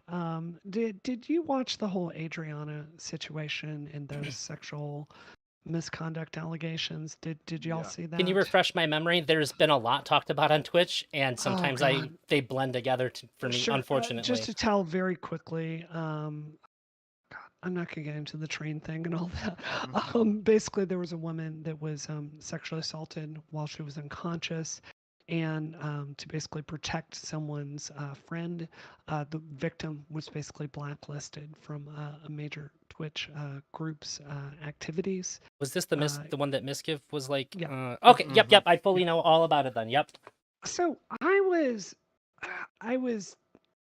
I think if we're looking at as a society what we need to be doing on this, I think we agree that a deeper education about consent. I think all three of us are agreeing on that. I think we're agreeing on more resources for law enforcement. I think we're agreeing that's important.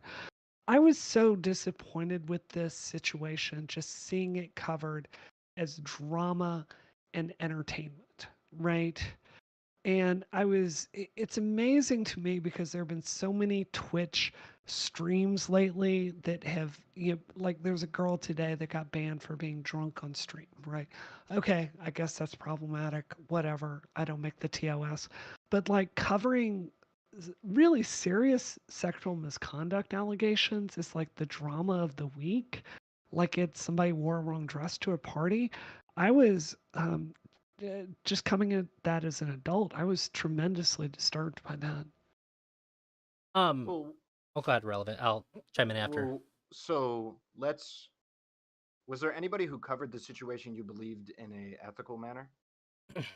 I thought Destiny did a pretty good job, actually. Can you tell me what Destiny did that made you think it was a good job in comparison to other people? I think that he played the tape and went through and gave a straightforward analysis and was primarily he kept the focus on Adriana and what happened to her. And there was a lot of focus on it just seemed like an adult having a conversation about a difficult situation and trying to educate the audience about the dynamics that were at play there. And I think, earlier I was talking about how we need to be having more honest conversations with young men about consent. I thought that was an excellent example of someone using their audience in a constructive way to do that. Um. Can I guess I have a follow up to that. Do you think Sure. Destiny did anything wrong? Because there was one thing in particular when he was covering it that I thought was like, wow, I really wish he didn't say stuff like that. I think Destiny has a tendency to, Hassan said it where Destiny just has to be that sweaty gamer out there saying the most inappropriate thing. I think he has an overall tendency to do that I'm kind of numb to at this point, but I have no doubt that he did that at some point of covering this. Okay, yeah, the thing that I was kind of shocked about is when he was going over all this, he talked about what the best thing for the people who did bad things in this situation should be doing to cover their ass while it was Yeah, still fair, unfolding. And I was like, fair. ooh. Whereas Yeah, people that are a bit more sensational, like Chud Logic, covered it. When we treat it as a drama like this, there is a really big additional social disincentive to behave in this way because if you know Chud is going to do a 5-hour stream, like making fun of you and talking about how seriously bad what you did, but also making fun of you, that's going to generate a lot of people giving you shit.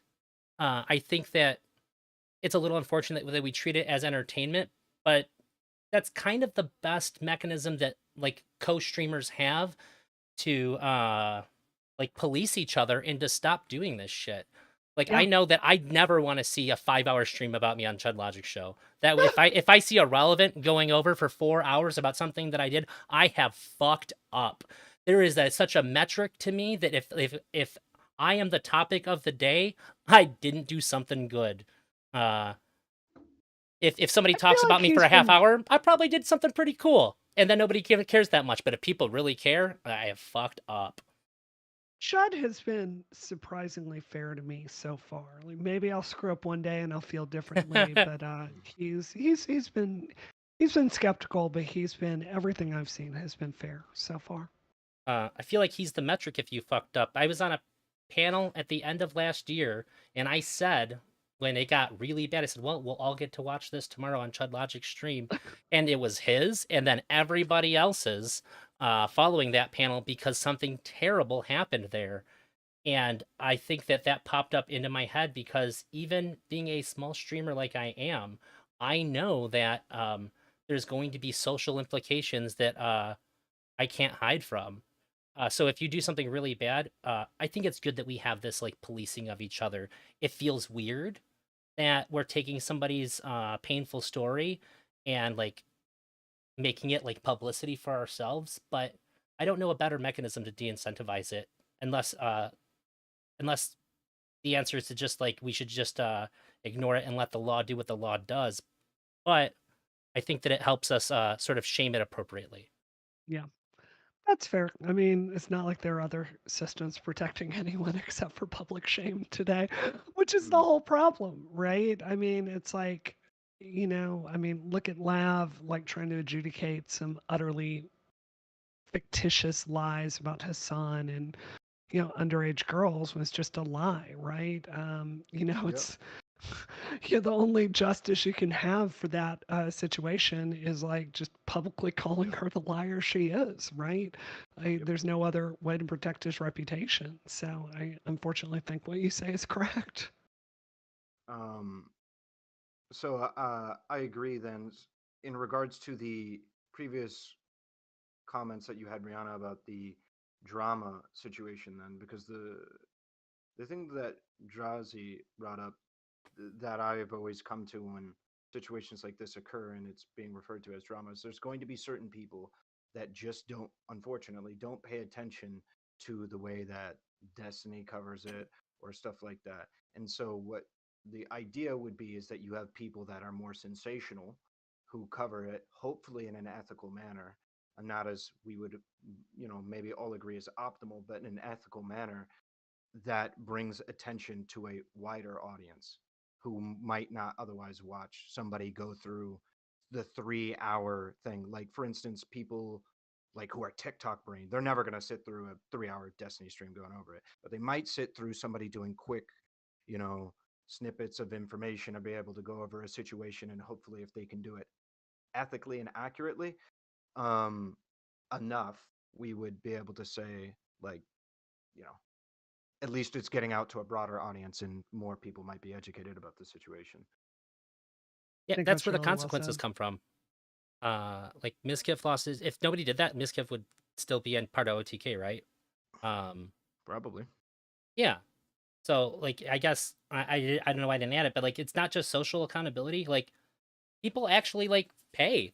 They pay in money when they do these things because of like if it was just Destiny, that might not have been enough. But with everybody going off on Twitter, all of the streams that are like Chud Logics and like Ahrelevance, which is Ahrelevance, yours is way more like analytical and less sensationalized. But you're a funny guy, so there's a bit of that in there too. When we make it into entertainment, we can actually take people out of the positions that allow them to do it too, which is extra bonus, not just shaming. The Yeah. hope. Yeah, that would be the hope. I would love to talk about this. And again, I know this is controversial, but I think we've had 5 years now to think about Me Too and the consequences of this.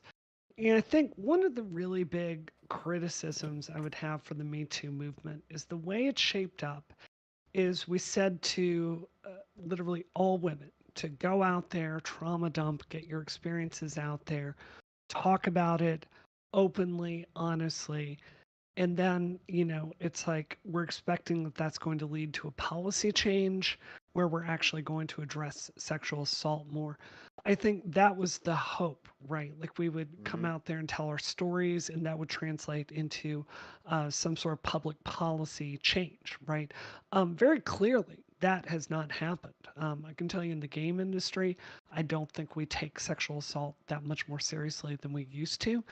And I think what ended up happening, unfortunately, is I think it's normalized the exact same mechanism you're talking about for like streamers shaming other streamers being the only way to get justice. I think tragically that is our main model for adjudicating sexual assault, right? To do exactly what ended up happening with Adriana, right? You put it all out there to the public, they get shamed and they lose their career. So many of these discussions that we're having, they really do need to be adjudicated by the justice system, because airing it all out for everyone online is not, as best as I can tell, resulting in better outcomes for anyone involved in this. And I just think I think it's adding to this gender cold war I was talking about earlier. Um, how would you go about gathering? So let's assume that there wasn't like necessarily a public policy improvement for Me Too, Ooh, but rather a um like encouragement of people to speak up about their situation and maybe try and uh, move towards taking legal action. Is there is there yeah, any evidence that you find that that might be the case? Because when you talked about like there not being any real evidence for this manifesting for policy changes, um, some of the things that come to mind are things that are like one-offs, but they aren't like policy changes, like the Blizzard situation, yep. Activision Blizzard. Um, and I don't know how widespread or like what exactly you would look for if you were looking for like a widespread change. What are you Right. looking for? Yeah, I tell you, that is such an insightful, smart question. And I already knew in this conversation you were a smart guy. You just bumped up 10 points because that's Nice. exactly the right question to ask. I believe that more civil lawsuits, particularly in the game industry, are the best way forward. You have to make it more expensive to do the wrong thing than the right thing. And right now, those incentives are exactly reversed. The only people I know in tech, women, they've had horrible outcomes from sexual abuse at work, have been the ones that sued. And they've gotten justice in back channel. Now, look, I know no one likes going to court. I don't even like talking to my own lawyer, right? But I think that unfortunately our civil court system seems to be one of the only systems that we have in this country for pursuing any kind of justice that seems to be working. And it's one that, companies that are in the business of making money, that's one they ultimately understand. So I do think that I would urge people to gather evidence and pursue it down at the county courthouse in civil court more than airing it out online. And I want to be really clear here in case people chimp clip me. I'm not saying airing it out online is necessarily bad or women shouldn't do that. What I am saying is one of my reflections I have from Gamergate is people love a story of a woman in danger. They love the story of a woman being mistreated, right? Gets people talking, it gets clicks, it's good for everyone, but there's no policy change that goes concordantly with that. So without that policy change, I'm just increasingly skeptical that public shame is an effective vector to get justice for people. Um, so the question is, how do we make people care enough to get policy change, right? If I'm correctly understanding that this is the Yeah, question that okay. Prob- prob- Um, I think that Me Too. So we don't have like a ton of great statistics for like total numbers since 2010, but from 2006 to 2010, there's at least some decrease, which would imply to me that there is some good happening from that. hmm Um, I think part of the reason why we don't see this reflect into law is that I think Me Too had like a really good start, and as it went on, um, people sort of took this movement that was doing really good things and giving really important stories a big voice, but then it also started to like other kinds of things kind of got globbed onto it that weren't about that, which caused a lot of pushback. So I Like what? think that we had so after Me Too, we had like believe all women was a really good sentiment, Okay, but then it hold on. I got to fact check you here. No yeah. one ever said believe all women. A bunch of right So wingers added that all to it, and that's just horseshit. I got to you call think you on that. believe Yeah. all women is like No as a credible conservative? person you're ever going to find that is a feminist said believe all women. Believe Oh, women was the phrase. This is a sure. fantasy Okay, from the I misspoke. manosphere. Okay. The believe women. Um, Yeah, this this do you then agree that like this is sort of something that attached itself to Me Too, correct? I think that there were some people with some really bad motives that managed to distort the message Yeah, in a very political way. that's where I'm getting to. Mhm.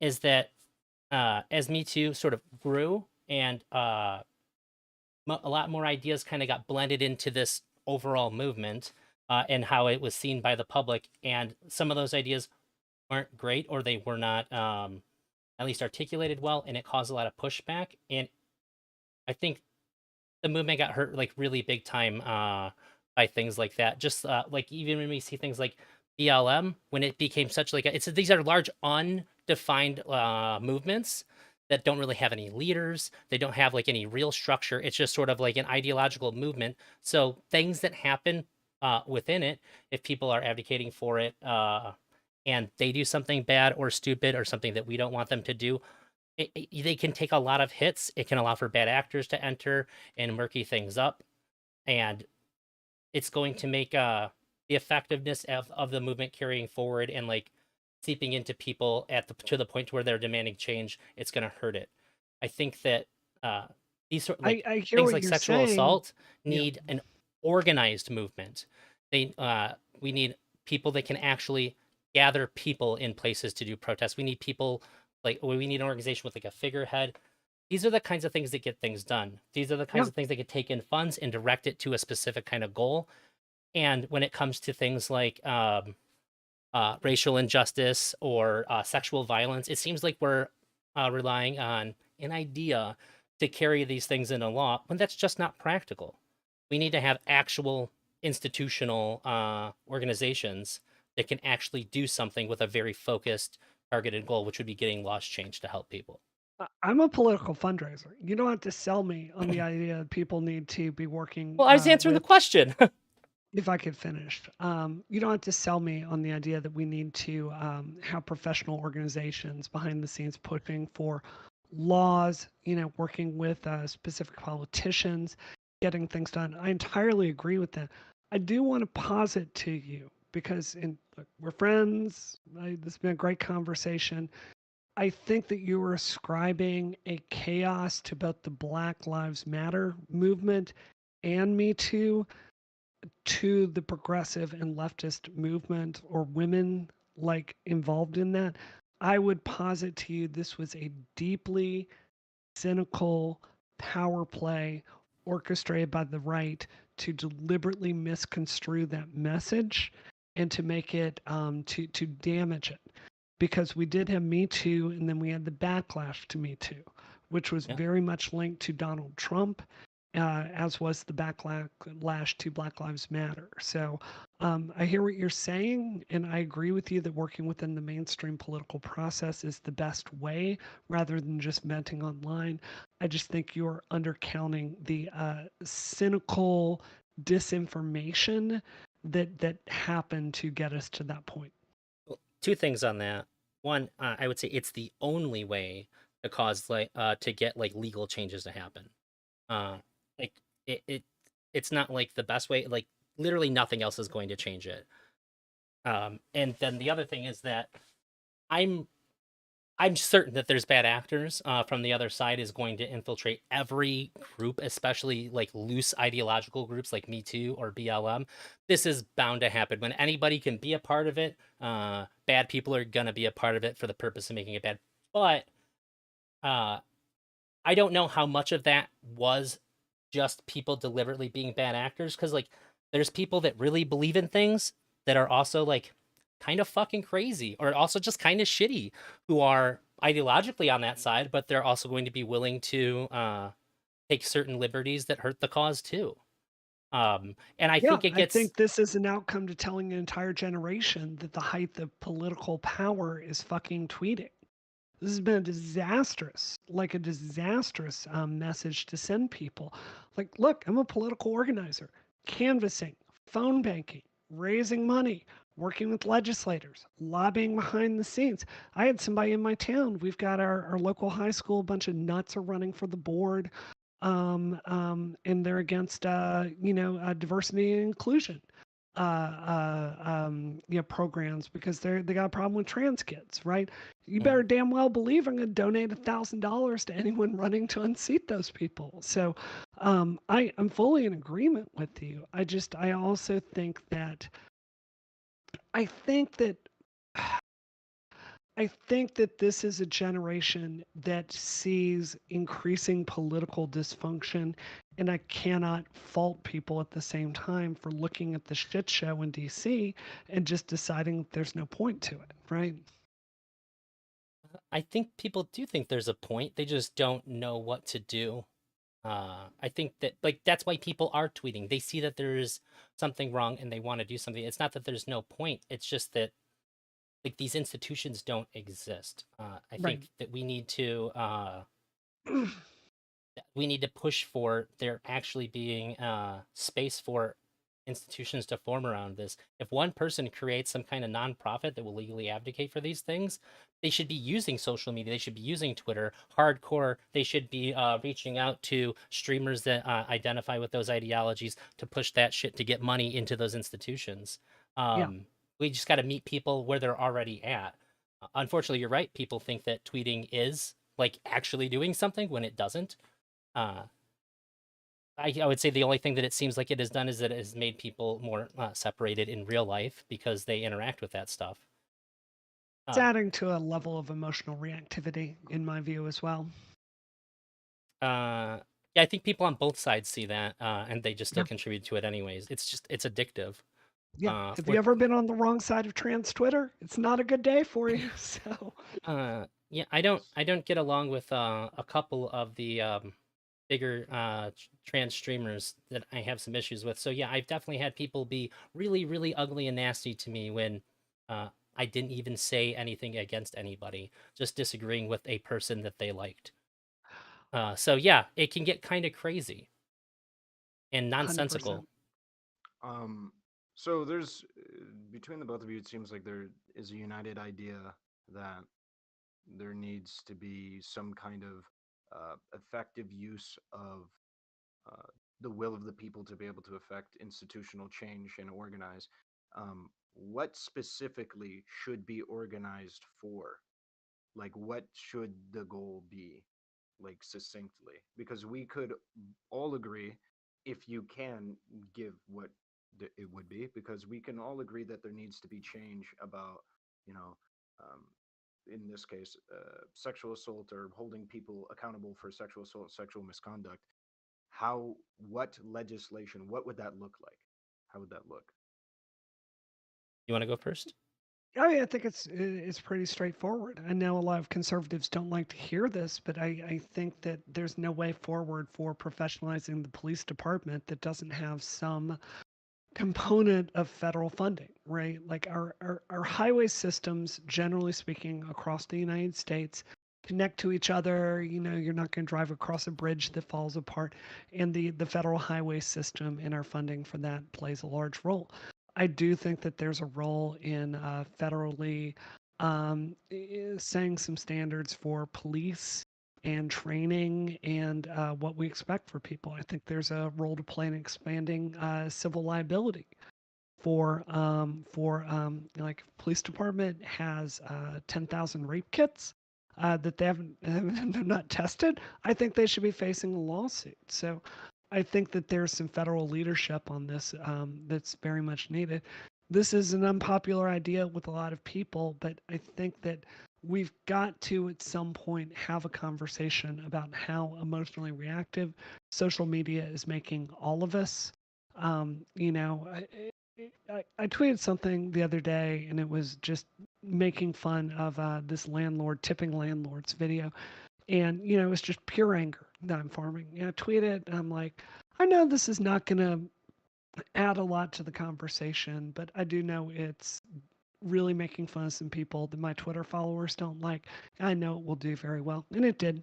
Um, you know, the incentives are not aligned here for us to de-escalate the more reactive part of our brains here. And I think there's a role to play in looking at the algorithm more openly, and seeing if we need to take a look at that on a federal level. So, like federally restricting the algorithm in I some way? think that we have a product with social media that is a lot more dangerous than cigarettes. And I think that the way we eventually got fewer kids to smoke was opening up cigarette makers to liability and restricting how they could market their product. I genuinely do not see the discourse in our democracy getting better without some sort of similar approach with social media. Uh, Uh, that's hyperbole, right? You don't actually think that it's worse than cigarettes. We're talking like 500,000 deaths per year. That's hyperbole, right? Just to press the point. For our democracy, I think that it's really having a negative effect on our democracy, as I think January 6th amply illustrates.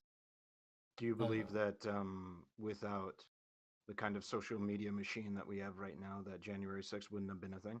Yeah, I Okay. do. Do you agree with that, You Joseph? know, one of the things that really stunned me, because Probably. you know, obviously I'm known for Gamergate, is looking at they did studies that showed where all of the various people came from. And I was really stunned to see that over a third of them came directly from QAnon, which is 100% a social media conspiracy that's driven by all these misaligned incentives. So it seems to me there is it's really challenging for any society to balance open expression and and having a healthy dialogue, right? It's a very deep challenge. I think that we've gone far too much in one direction. Do you Um, have okay, you can go yeah. for it, Joseph. Um, so this was all under the umbrella of from what I understand is like how do we change this? I was really surprised that you didn't mention education in schools.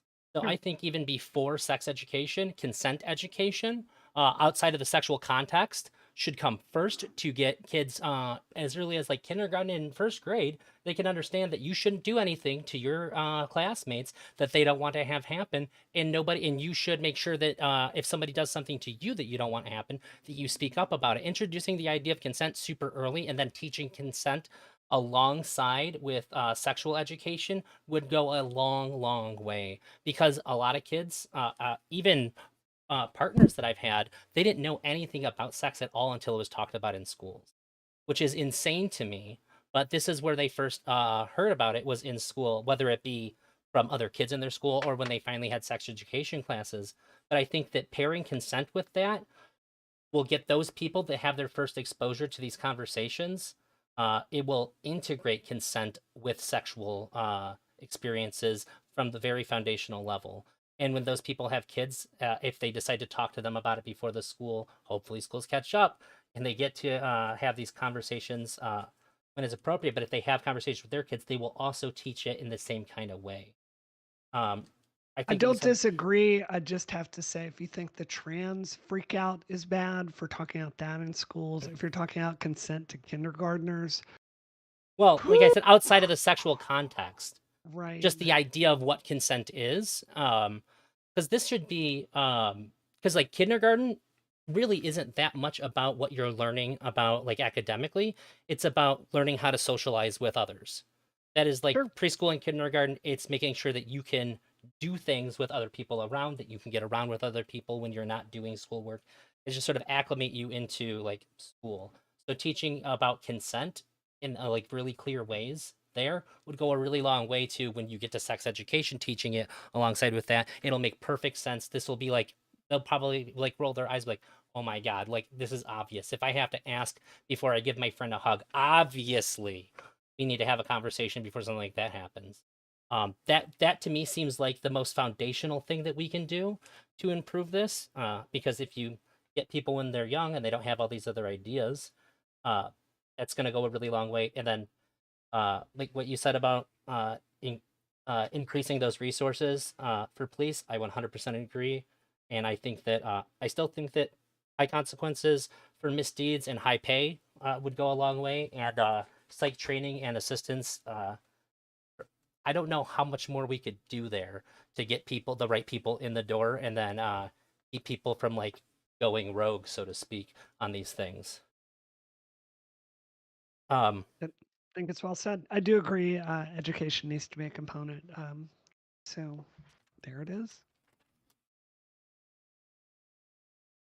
And by the way, I think that I know you said you have to look into it. I really hope that you can touch base with me after you have a chance to look into the authentic consent thing, because like I said, I appreciate your voice in a lot of the things that you've said, like publicly. I'm not saying I agree with everything that you say and do, but I do appreciate some of the things that you say, and I know that you are a good researcher. So when you come to that conclusion, because like I'm pretty confident about what I'm talking about, I'm more than happy to give you a lot of resources that I found that have been given to me from people that work like in the field of consent, which still seems like a. I didn't know that this happened until my friend got the job. So I didn't even know that like there was people that had that job, but like in the field, recommend and talk about on a regular basis. Fair enough. I will do that. I do think what you're talking about is a minor variable that's swallowed by major variables. But at the very least, I can use. I will look into that and see if there's more accurate language that I should be using. Yeah, well, the whole time I heard you talk about enthusiastic consent, I thought you were advocating for enthusiastic consent. But it sounds like you agree with all the parts of authentic consent, and like, if you do, it's a really strong model. I was telling somebody about it, and the differences between the two, and they said that when they looked up enthusiastic consent, they saw a lot of like what my experience was. They saw a lot of articles that were saying like, here's the problems with it. So That it makes seems sense. like people in the field of consent have like pretty big issues with enthusiastic consent. And one thing that we didn't get to talk about either, which was what I hoped you were going to talk about when you talked to Mr. Girl about consent. He did a video, which I thought was fantastic. I think that it's the most family friendly video he's ever done. When I said, it's like, oh my God, I'm going to show this to my kid. I'm going to show this to everybody because it's so good.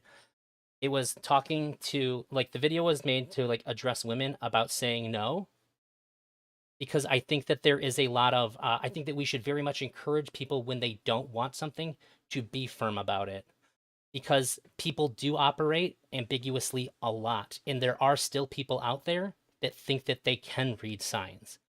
And if you are comfortable giving a negative, I think that it's good to encourage people to give the negative, sort of like with their chest. I think a really good line for it was, somebody asked to have sex with you and you don't want to, you should say no the same way that you would say no if they asked if they could have sex with your cat. I saw that video, dude. I gotta tell you, there's stuff out there, and one of the reasons I have made it a career point to get more involved in this space is I gotta be straight with you. It's dudes talking to fucking dudes about rape. And it's fucking embarrassing and it's cringe. That video is so mansplainy and misses so much about that situation. It is so bad. And like we talked beforehand about what we were and we're not going to talk about, but that video misses so much about worrying the guy's going to beat the shit out of you. It is so clearly from someone that has no concept of trying to be safe in this world. So respectfully, I just cannot get on board with that with you. Wait, so there's two things that really blow my mind about what you just said. One of them is that it's men talking to other men about rape. Uh, I said the general tone on Twitch and these kinds of discussions, overwhelmingly, there's not a feminist point of view. There's no, I meant the hardly things that you women just said. That's represented. you didn't say any of that in I'm your going to last finish what I'm thing. saying. I'm going to finish what I'm saying. There are barely women represented in the debate sphere, in my experience. Okay. So when you said it's just men talking to men about rape, you're not talking about that video that I just referenced. Right? That video, what I'm saying is that's not a video that women are going to watch. That's a video that men are going to watch. Well, he does And have a it's primarily putting, male audience, but there was yeah, women in this space that saw it and were like, "This was amazing." Stardust reached out to him to talk to him about it because she loved that video so much.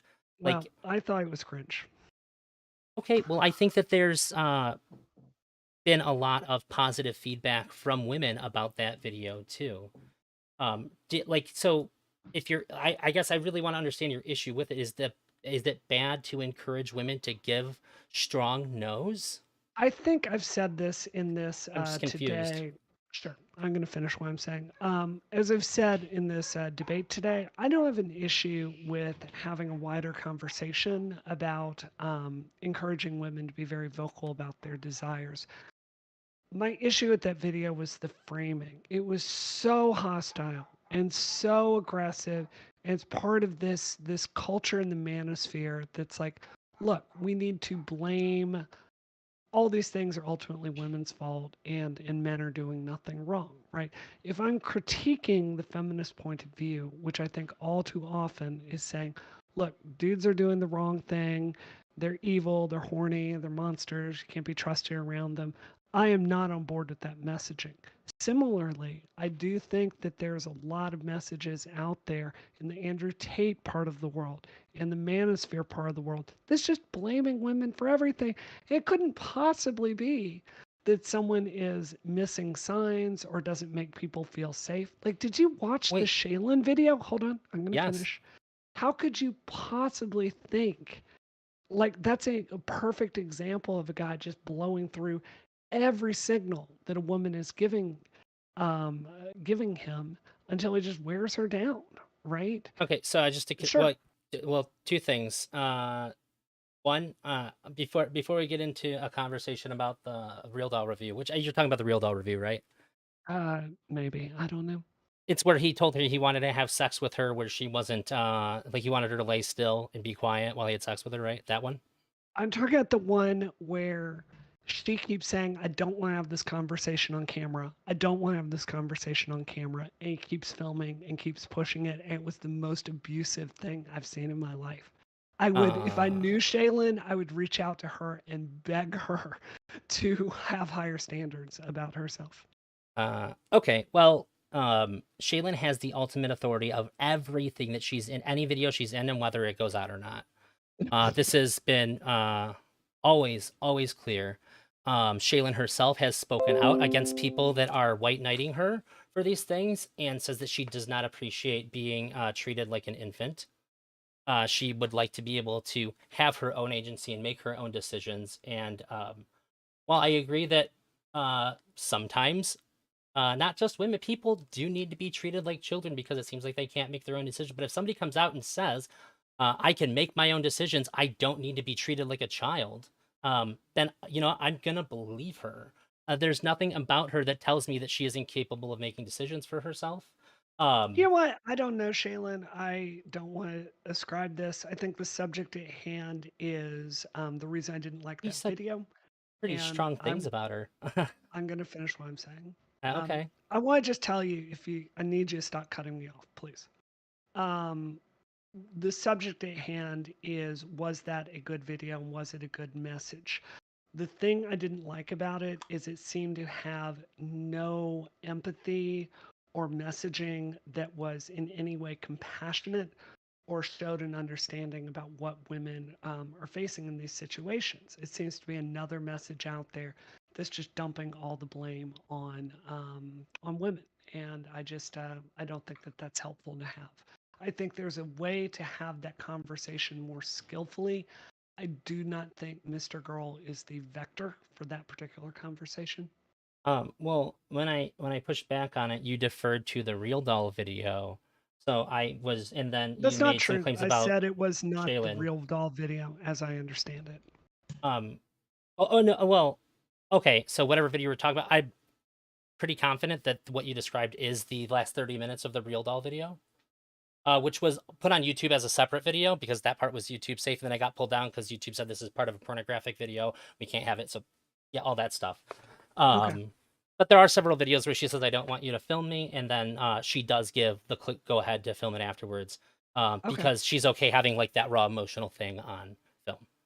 Okay. Because that's kind of the things that they do together are to demonstrate like this is like some people really have this kind of interaction. This is sometimes what a relationship looks like, and they don't want to cut the ugly bits out.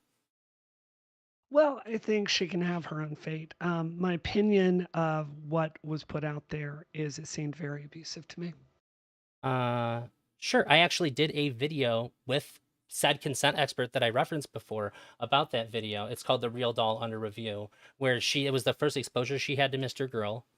And she said nothing has challenged her ideas about boundaries and consent and what is like a healthy kind of dynamic like that If video that had before was we. your response to her, then I have to extremely question. You've used her bona fides repeatedly in this video, and it makes me question the entire 2 hours that we've had before this. If that person had that response to it, I would So somebody really who's need to in the talk. field disagreeing with you makes you question their entire like all their You're credibility. using an anecdote from someone, Well, I'm and responding to what you said about uh sure. I'm saying if someone had that response to that video, that really gives me a lot of questions about their bona fides and their ability to judge the situation accurately. uh why? This is what she does. This is the field that she works in. She's a responder to people that are abused, and she maintained her position. They still have her giving lectures and presentations on consent to the college campus. It seems like the people that are in charge of this, that people like her predecessors, think that she's doing a really good job. In fact, she was the first. According to you, I just look. You're bringing a second source. You're using someone else who we don't have their name, their bona fides to make your point. It's not.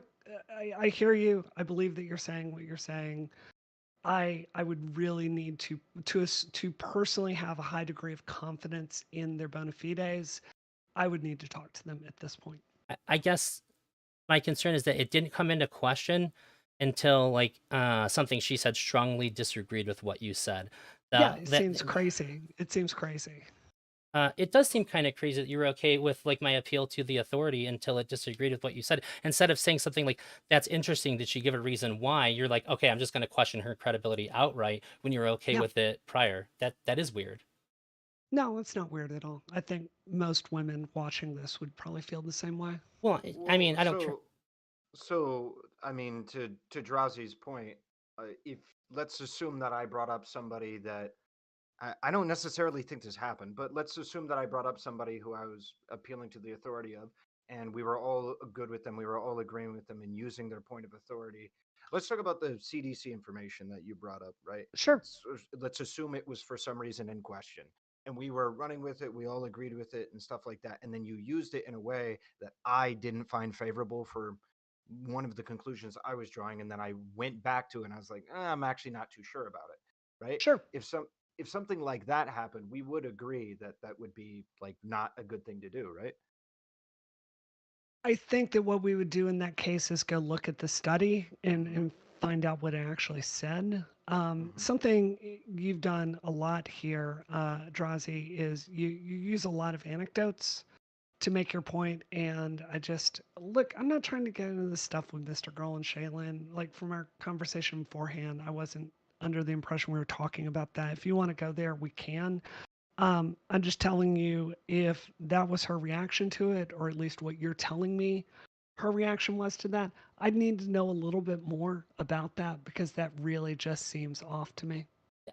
It would Saying be that is like a fine, but DEI person. I'm going to finish. It would be like a DEI person on campus saying some reasonable stuff and then hearing them say something like, well, I just think Black Lives Matter was a ton of BS. It'd be like, whoa, I would really need to hear a little bit more about that because that doesn't make sense. Um, okay.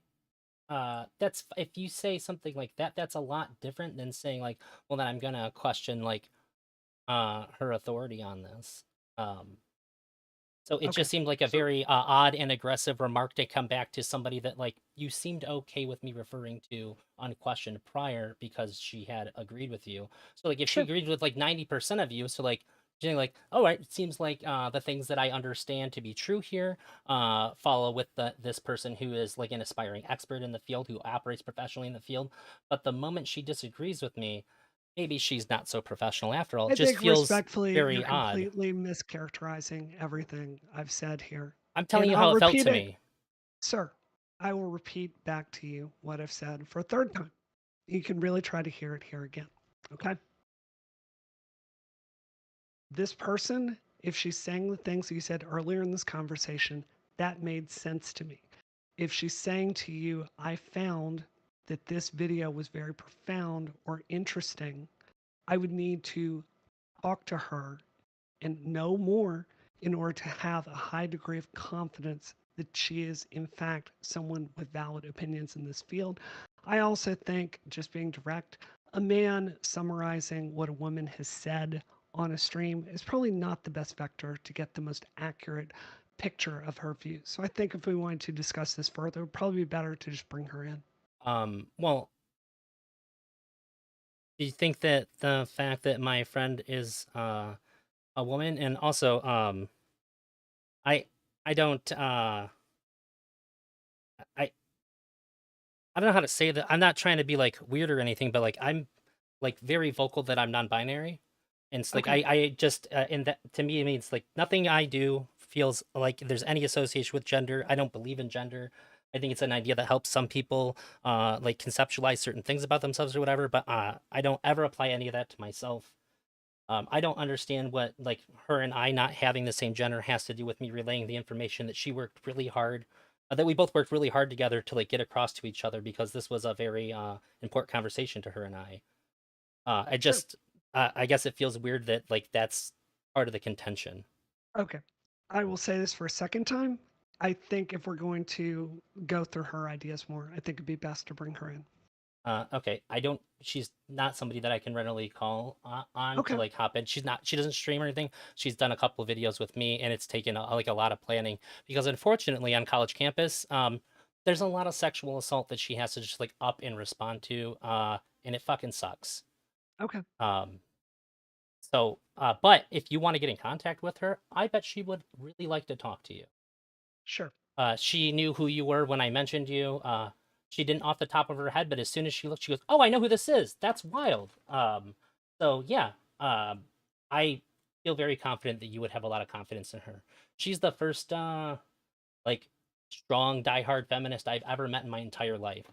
Okay. Uh, so I've always respected her opinions on all of these things, and she went into a field that made perfect sense. But I understand why Respectfully, you you are shouldn't looping necessarily. over and over in this Oh, point. well, I now hear I'm your trying to give point. you credit. Well, Okay. I was trying to give you credit here and say I understand why you wouldn't necessarily take what she's saying just at face value. Sure. Um, I guess I just wish I would have known that it was going to come up previously. That's all. It just seemed a little off. But I could argue the merits otherwise. But if you don't want to talk about the video about I encouraging will women to talk say about no, anything you want to talk about, dude. It's okay. not a problem. Well, I don't think that that video was putting any blame on women. Sure. Uh, uh, Maybe if you're not super familiar with Mr. Grill's content, it might feel that way because there's a lot of videos out there that put the blame on women. There absolutely is. But his messaging has always been super, super good and above board. I think when he talks about That's why he has such a great avoiding, reputation, right? His content is so good on consent, right? I think that it is. And like, have you watched a lot of his content? Or are you just going off of Unfortunately, like, yeah. Unfortunately, I have. okay, well, I think that that video on consent was really good. I think that he's really good at discussing the nuance of these things. I also understand how, um, if you are not somebody who is in favor of him, it might be really easy to misconstrue the things that are being said. And that's been my role in a lot of conversations, is trying to add Can I perspective to things please that have been ask said. you, can you Oh, please stop mischaracterizing me as misconstruing or not I didn't. I understanding said the I things he understand how said? you might be able I'm to do going to that. finish my point, sir, and you're going to stop talking over me, please. Something that I would really appreciate in this conversation is you keep saying, "Oh, you're out of it. You don't haven't watched his videos. You're misconstruing what he said. You don't understand." I would actually posit to you, I actually do understand it fairly well. Also, I want to say it's not that I'm necessarily against Max. I actually reached out to have a debate with Max. I've had his back on multiple things. When he got banned from YouTube, I publicly said that I thought that was not fair because it was very clear to me that the Nick Fuentes fans were mass reporting his channel in bad faith because he went on Destiny's show and said basically he said that Destiny should not have platformed him. I thought that was not something that was fair for him.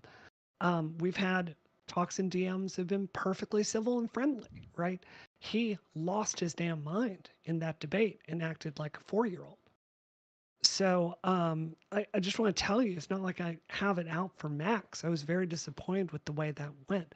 But what I need from you in this debate is to stop telling me I don't understand something or I haven't seen the context. I feel like I do. okay. I didn't do that. So let me just, even if let's assume that he did, to be perfectly fair to him in this, just a moment ago, you stated that you might be incapable of understanding what a woman told him about consent on the basis of his gender. So there, we need to make a decision at this point if we are okay with saying to each other that maybe you misunderstood a point or not. If we agree that we're okay with stating, hey, maybe you misunderstood this or something like that, we can do that. Or if we establish that we cannot come to an agreement about like that and we just need to move beyond it and just assume that each other have good information, and we just need to make a decision about that. I don't understand. I apologize. What are you saying we need to have a decision about? Whether or not you both feel comfortable with claims about, hey, you may not fully understand the context, you may not fully understand this or that, because it feels like what you took with Drowsy a second ago is him stating that you may not have full context for Mr. Girl to be able to understand his consent video and where it might actually empathize with women's perspective on the difficulties of being able to say no. I think that one of the perspectives is generally lacking on Twitch when it comes to discussing issues like consent is the lived experience of how you're treated and the complications of having to navigate with men. I think overall that is a perspective that is lacking. Hmm. I deal with this with my own husband. I don't think he's a villain or anything. I just think he hasn't lived some stuff. Hmm. So, and I think in that sense, I think that you can have good intentions, but you can just not understand some stuff. Yeah, I can agree with that. And I thought that what Drazi was saying is that you maybe lacked some context that would inform your opinion about the saying no video. Correct, Drazi? That if maybe you felt Brianna could have had some more context, which would have made the video about Mr. Girls talking about women saying no, would have made it okay and Uh, empathetic towards the women's perspective. yeah, and I actually even stopped part of the way through me saying that, and I stopped and even asked, actually, have you seen a lot of his stuff? So not only did I not like suggest that, I started to suggest that maybe you have, but I was like, wait a minute, there's no reason for me to think that you haven't, and then I offered that. Um, so I think that you're getting a misread on me in general, but I do agree with Irrelevant. Is it okay to ask the other person if they may be misunderstanding something based on something that one or the other sees about the other person as a possibility? I'm not trying to put you down or put you into a box. I'm just trying to do my best to make sure that we are on the same spot when we're talking. Understood. Okay, Um, so can we agree then that it's fine to suggest or ask about somebody's knowledge about a given context of some kind of content, and that we can ask about that and inquire? Sure. Okay.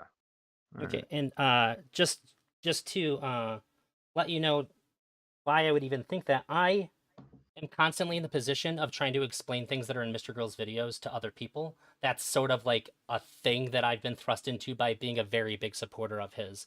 And sometimes I make good progress, sometimes I don't. But it does seem to be that the average person does not have a super good grasp on it just upon watching it. So I'm not like treating you special or like, talking down to you or anything. I just I think that his content requires like a lot of context for some people. But if you said you watch a lot of it, I'll take you at your word.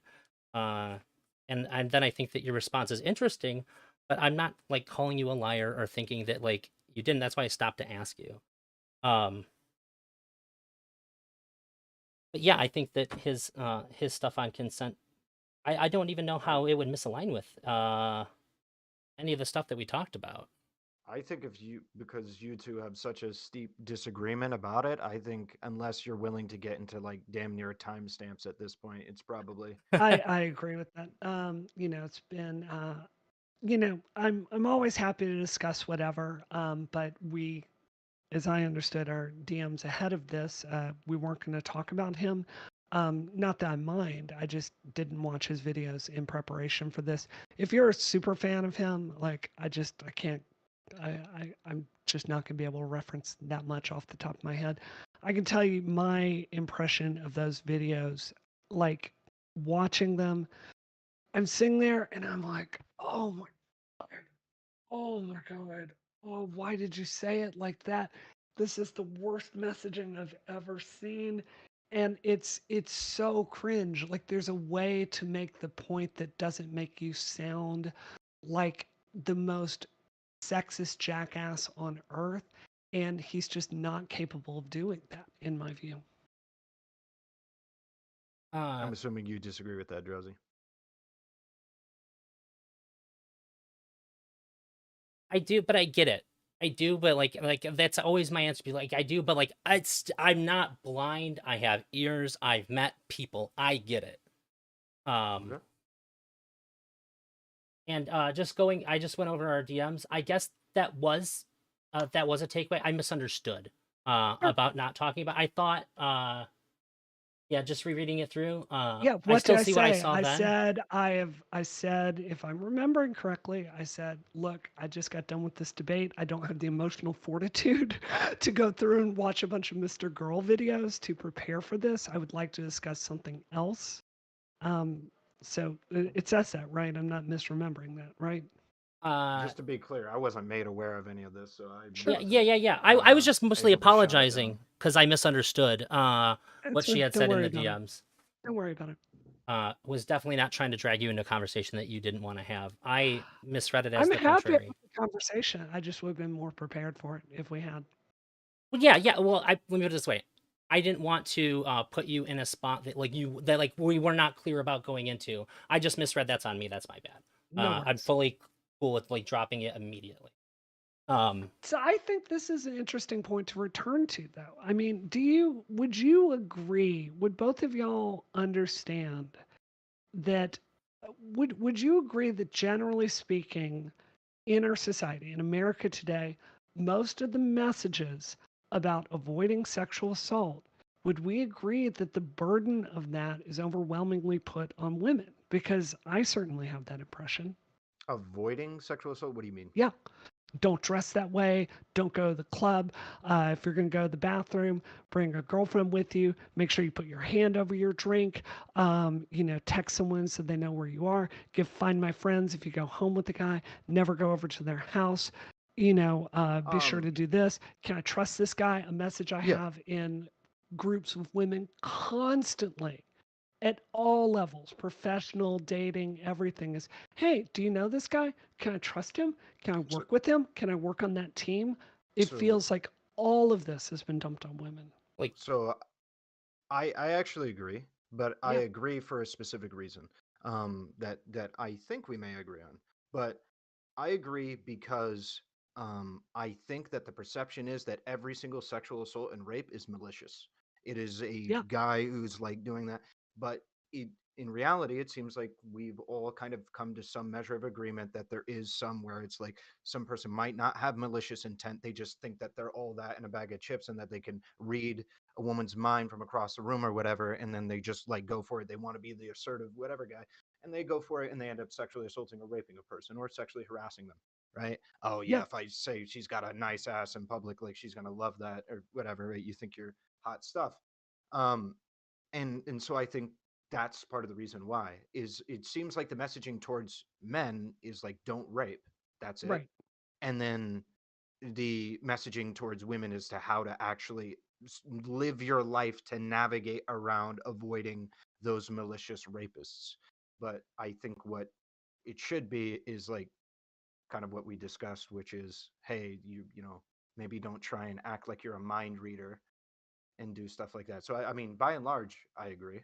If Right. that's So this is my point here. It's not that I'm saying that look, there's a kernel of truth in that video by Max that I watched, even though I think it's said in the most sexist way it could possibly be said.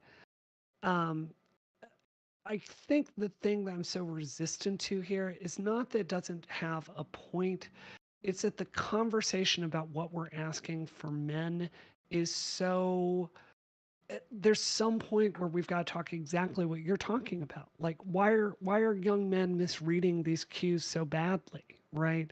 Why like what does it mean when we have a society that says, look, your entire measure of being a man is what your body count is, right? I think there's some point where we need to think more critically about the other end of the equation rather than just piling more stuff on women. Does that make sense to you? Uh, yeah. So there's two things I can respond to. One of them wouldn't be me responding to what you said about the video. Hmm. But uh, Go ahead. I Go don't. ahead. Okay. But the other thing is shit. Well, I lost the other thing. Because I was taking notes. Right when you finished. So I don't. Oh, I do know the other thing. So the messaging that men get is purely philosophical, which and then the advice that women get is purely pragmatic. I think we need to be giving the philosophical and pragmatic. So like we're saying, telling women don't do these things that put you in dangerous situations because men are dangerous. This is the messaging that we're putting all the actual things you can do and we're telling men don't rape, which is sort of just like we're giving them the idea of something not to do. We're making women do all the action in the advice, and we're telling men to do an inaction, which is just sort of like you shouldn't rape because of like this, and then we get into like sort of a philosophical thing, but like everything that we put on women is things that like they actually have to do, like they have to change their behaviors to do, which is Right. shitty. And I think Yeah. the things that we talked about previously can go a long way. Um, how we get that message to people is tough because it's not a sexy conversation to have, ironically. Um, with what you said about the video, um, I I don't think that it's sexist. I think that it has a lot of Mr. Girl humor in it, which isn't trying to put women down uh, or anything like that, or trying to tell. I see that as, and from the people that I've shown it to and the responses that I've gotten matched what I already felt was what is seemed to me is that it is a video trying to empower women to not feel like saying no is bad. Uh, while we can acknowledge that there are risks that go into it, but if you don't say no, then you're still gonna have the sex you didn't want anyway. So that's not if you say no firmly, uh like then there's no question whatsoever between you and the other person that this is going to be rape if you have sex with me. This is a good as far as all of the pragmatic advice that gets thrown on women saying like, this is what you should do, saying that you should give a firm no. This dispels any illusions that there might be if you give a strong no, or like he said, say no like they asked to have sex with your cat. You say no and you say it like that to somebody, there's not going to be any nuance in their head to go, well, maybe that's not going to happen. You say like, well, maybe later or something like that, this creates a level of nuance that could lead to somebody thinking that they are not doing something bad because conversations like we had about consent aren't out there for everybody. So that saying no like that, 100%, there's no interpretation that leads to a sexual encounter not being rape anymore. And so if the fear is if I say no, then he might rape me, like you're going to have the unwanted sex regardless. Like then like you're going to be raped either way. Like you get the no so I that think way that it stops. I think we understand Yeah. your point Yeah, there. you're kind Brianna, of do you want? looping. Yeah. I think this is what I would say. Have you ever been in a situation where someone was attracted to you and you were worried you were going to get murdered? Uh By them, Yeah, based on what you said. based on what I said, murdered. Yes. Yep. no, but other serious Um, negative consequences. yeah, others are. Yeah, I would say physical assaults. Yeah, stuff like that. But never. I don't think no, not like murdered. I think that that is a fairly common experience for women. And I can tell you, I've certainly had that experience of how do I let this guy down gently and not hurt his ego? How do I get this guy to back off and have him not beat the shit out of me? How can I get this guy to just hear me? I had one experience with a guy in college that was sexually obsessed with me and would not stop sending me the most filthy fucking messages on Facebook and would not get the picture that I was not interested in it no matter what. And this was a person with a lot of power in our program at school.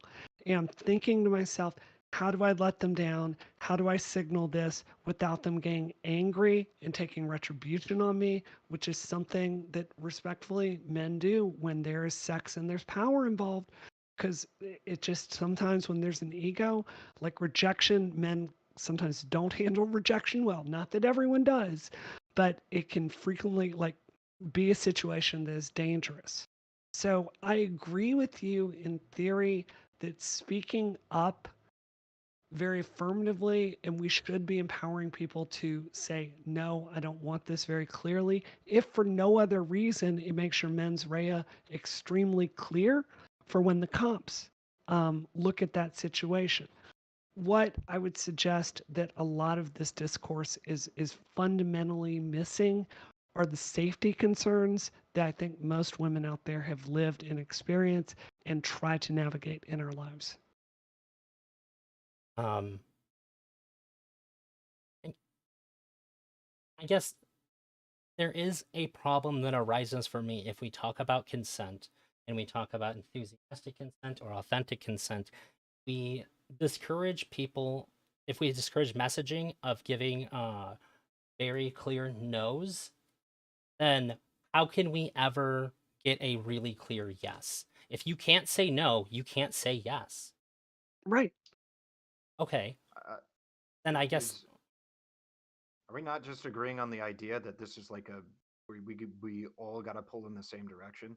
That we would hope that women feel more comfortable saying no to an interaction, but in order for that to happen, men are going to have to be more accommodating of women who assert themselves. Yeah, that's exactly it. Thank you. That is extremely clear and dead on. And that is the reality that that video lacks, is missing the major variable about why women don't speak up in those situations. It's not that women are too stupid to understand not to say, like, I don't want this. Is that frequently in these situations, it doesn't feel safe to say that. And I'm not sure that's something that women can control. sure. Well, what I'm saying is that right now, in the world that we live in, without these advances, you're saying that it is a world where women can't say no I'm firmly. And I'm saying it's more complicated. I'm I saying mean, there's a perspective on this that that video lacks, and that's all. uh okay. Well, I was trying to move away from the video and just like hone in on this point. And you're saying it's more complicated. That's what I'm trying to get. Is Sure. that because I think it's really easy for even me. Like I understand some of the lines that can be drawn here, like some of the paths that can be drawn here, but again, it's like uh, Just one second. Mhm. Sorry, the maids are here. I that's do my feel kind like of inconvenience. Drazi, I'm not sure either one of you disagree with each other. Yeah, I just Is want to there, understand where how this like. well, do you agree with the idea that, again, we should be empowering women to be able to say no Oh yeah. simultaneously while we empower men to be able to feel like okay with women asserting themselves? Uh yeah, so then so like I guess the question would be like uh how does the first part happen? And then how do we go about uh like I the so right answer can't just be hoping that like he doesn't do these things. Like then like we then I think that there has to be a conversation for how do we appropriately handle that, where somebody is like messaging you like you said, where they have a ton of power over you. How do you navigate out of that if you can't say no well, I mean, I comfortably? think that's a well, I think a power imbalance is a more specific, well, a power imbalance outside of physical strength is um, something that needs to be addressed as it comes up. But either way, the overwhelming idea is supposed to be that even when a power imbalance is there, right? Because there, in some way, shape, or form, there's probably going to be a power imbalance in every Yeah, situation. always. But the idea just would be that we would be more accommodating of people saying, women saying no, and women should feel more comfortable saying no. I think you both agree on this. It's just no. Yeah, I was No, just I was just asking for clarification because there's other people listening as to like how that we think this should play out. Like I said, I can see several reasons how this works. I was just asking like what you were drawing on because you said it's complicated, and I agree that it is. so Um, the best solution I can see for this mm, is I think the number one problem, and I'm just going to say this, and maybe I'll end up on LSF, that's fine. I really genuinely think that men have got to have a conversation with other men. Y'all are desperate for connection with each other. It's coming out in unhealthy ways. There's a study I saw that broke my heart. It was showing the number of friends that adult men over 30 have. And there were so many men out there that don't even have one close male friend. And I've seen this over and over as I've gotten older. You know, I could list you 20 girlfriends I've got, right? I can call them up any time of day, talk about any problem. Dudes are not having, like, y'all are siloed in a really, really dangerous way. And for this issue that I'm talking about, like, you're talking about someone, like the situation with me, right? Someone had a lot of power and they were very horny. And it was coming out in ways where I had no good move, right? This is this is a conversation that women can't solve. This is something that men need to be having a conversation with each other about. Y'all need community. Y'all need we got to have a healthier model for masculinity. We got to take your problems seriously. We've got to take this suicidality that y'all have that is through the roof. We've got to take that seriously. And at some point, we've got to ask what is going so wrong with the men in America. And I don't say that antagonistically. I say it out of deep concern because y'all really seem lonely to me.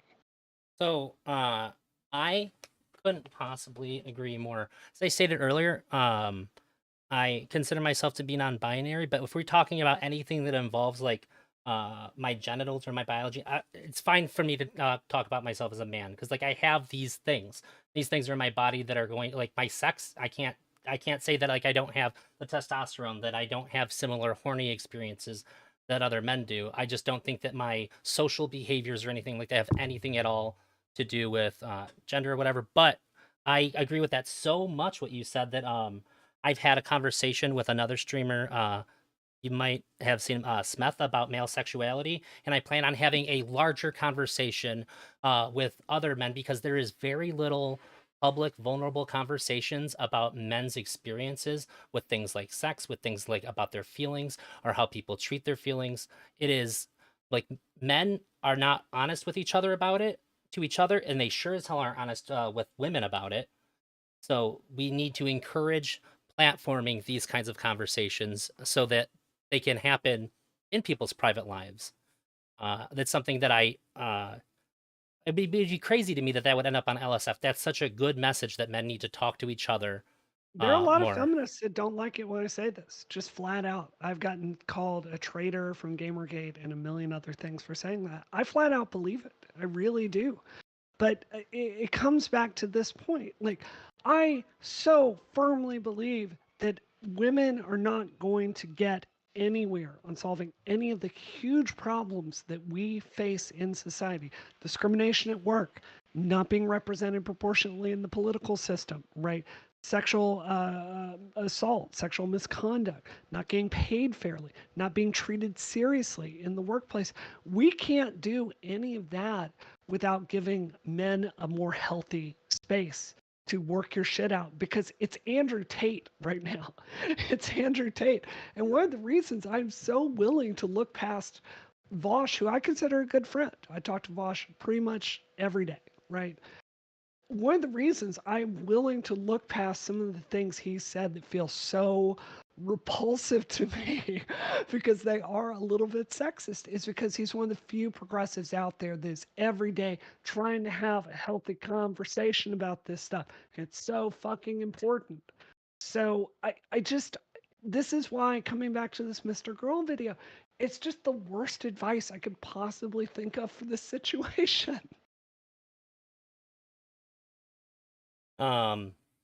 Well, I think that I've said the things about the video Sure. that I think about it. I just disagree with that, but I understand why you feel that way. I think I genuinely understand it, and I don't think that there's any thing good to be had by me trying to convince you otherwise. I think that you have Sure. good reasons for holding your positions on that. This is how I would message that same message out there. Like, if I were doing that video, I'd be like, women, you deserve an environment where you can confidently state your boundaries when it comes to sex. You deserve the same assertiveness in that situation that men enjoy, generally speaking.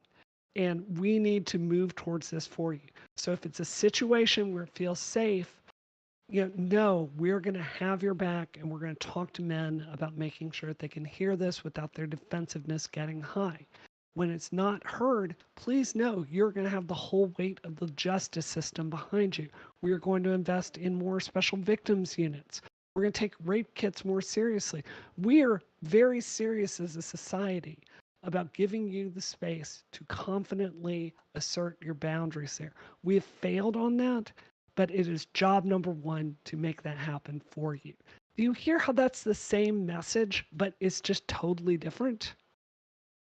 Uh, Kind of. Well, like a lot of the things that you're saying aren't a reality at the moment, though. Right. So, like, I understand. Um, I guess that seemed more like a list of objectives that we want to achieve rather than advice. So it would seem like a different video to me. But I think that your messaging there was pretty good. That I agree with. Sure. Um, So I think, just to tack onto that, is when giving advice, could we not talk about a list of objectives in order to make people feel like the advice that we're giving is not to is like leaving them stranded? So in the case of exactly what we described a moment ago about women feeling more confident in saying no, the reason why we might tack on the objectives would be to illustrate that we're not just telling you just say no and then just Right. that's it, and we aren't going to do anything about it because clearly you're the problem. It's like, hey, look, try to realize that you can say no while we try for a long-term fix to the problem. Yeah. It's supposed to be like, here's what you can do to help make good of a bad situation while we fix the bad situation. Yeah. Like, yeah, I don't remove disagree with yourself that. physically from the situation would be good Mhm. advice for that. Right. Yeah.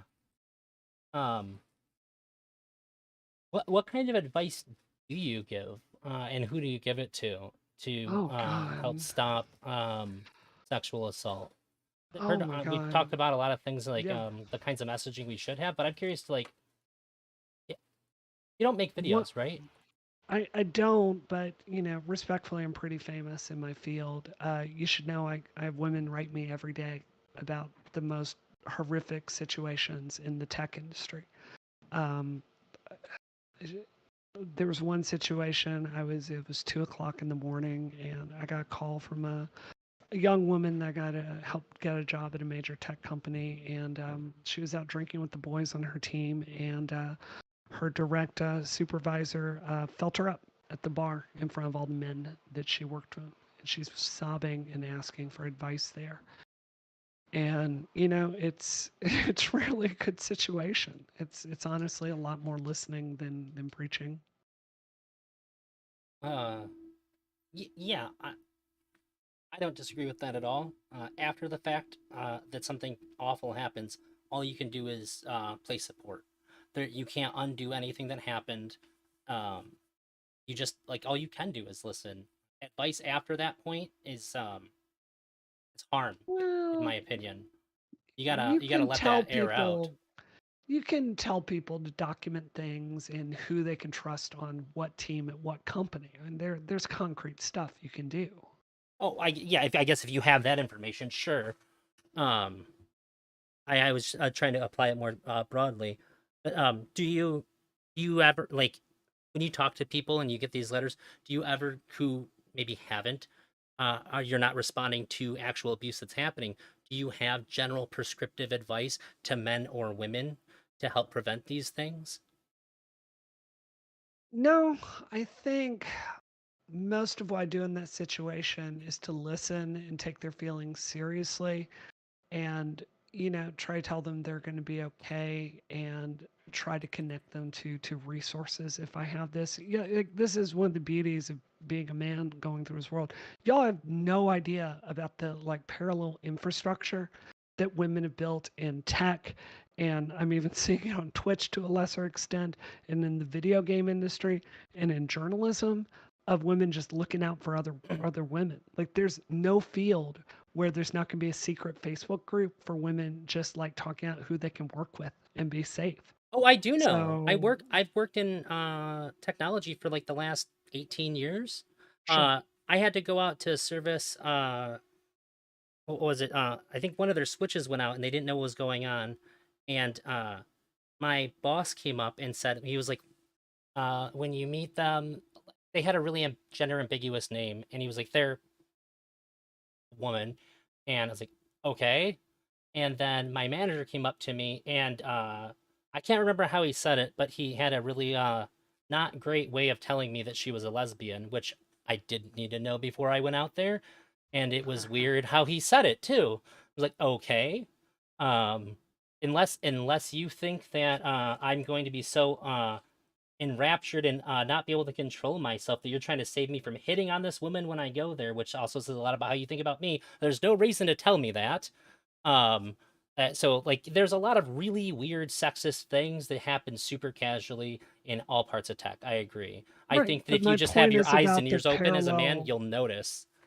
My You would point is about have the to. parallel infrastructure that women have been forced to develop in these fields to just respond even partially to this stuff.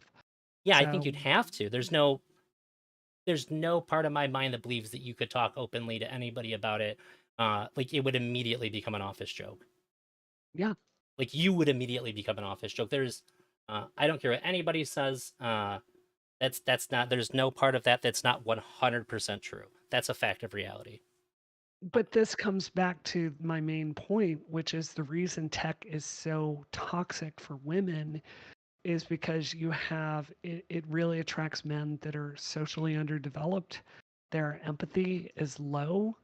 They're very sexually unconfident, and like it attracts some people with some really toxic attitudes towards women, right? And that's it. It's really hard because I've fully been part of that conversation. Like, hey, look at the horror that's happening to women. in game dev. You mentioned Activision Blizzard. There was a man who he was having sex, and we're unclear about how consensual it was with a woman on her team. She died by suicide, and then he showed her nudes after the fact to everyone else on that team, which is stomach churning. That's the worst thing I've heard in my entire life.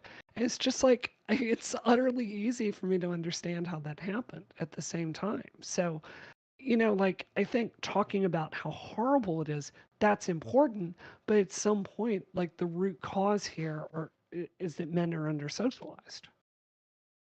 Um, I guess I haven't thought of it in that uh framing. I guess there seemed to be a pretty big separation between the guys that had um basic human values towards women and the people in the businesses that I've worked at that didn't. Even we had a secretary at the last place that I worked at, and she essentially had to be a hypersexual guy to survive there. That's how she had to behave. She had to make like all the sex jokes and everything like that in order to like feel comfortable. And I don't Yeah. know if she was already like that when she got there or if the job just sort of pushed her to be like that. But she may have been one of the most for lack of a better word, like vulgar with like those kinds of things, just so that she felt like she wasn't gonna get like shit on for everything. Yeah, it's the Avasarala play from The Expanse. Like that's it. That's a perfectly valid tactic. Uh, so yeah, like I've seen all that. That's true. Um, and I think that myself and there was a small collection of people that worked on the other side of the office where we like did the work. Um, who didn't have those kinds of thoughts or feelings or values, and there was definitely a separation between us and like the rest of the company. Do you think you're in the best position to evaluate that? That there was a separation between the guys that were very sexist and the those of us that weren't. Yeah. Do you think you're really able to? Do you think you have information to fully evaluate how those people might treat women? I'm not sure that I really understand. Do I mean I seen it and was bothered by it and talked to other people and even people that were doing it about it. So like I Sure. mean I did see it. What I don't I've know what it seen would mean in to. yeah, I'm not saying I don't have the same perspective that a woman has, so I'm not going to get sure. that same kind of treatment. I'm just trying to. I'm just saying that I agree with you, and Yeah. that even if you're not a woman, if you stand up for women or you just make it known that you don't agree with those things, like even you will also be segregated in tech. I'm Right. trying to build on the point that you made. Sure. A pattern I've seen over and over again is that someone will come forward and there's misconduct at work, right? And immediately the response from the office is, "Oh, he's a great guy. He would never do that. He's a great guy. Oh, we love him. That's just not who he is." And what I would posit to you is respectfully. I think that the way that men behave with other men is not the same way that they behave with women. And I think when ego gets on the line, I think that it can get really toxic really fast, or at least it has in my experience. So that's just all I would suggest there is that there's the really obvious sexism, but then there's stuff like um, having someone talk over you repeatedly in a meeting is something that happens to a lot of women, and it's really frustrating. Or having a guy take credit for your ideas in a meeting or repeat the same idea as though it was his own. These are the experiences that I think are really apparent to other women in the field, and it largely seems invisible to men, in my view. Um, well, I would say that I certainly am not going to see it the same way that a woman does. But as somebody who is frequently I'm a very effeminate person, and I have experienced those things that you just mentioned. So I'm very sensitive when that happens to other people, and it does happen to women. Um, uh, Yeah. the taking of ideas, the being talked over in meetings, having none of the things valued, and then watching them get implemented like 3 months later with no mention of it whatsoever. These are the kinds of things that are very, very apparent to me.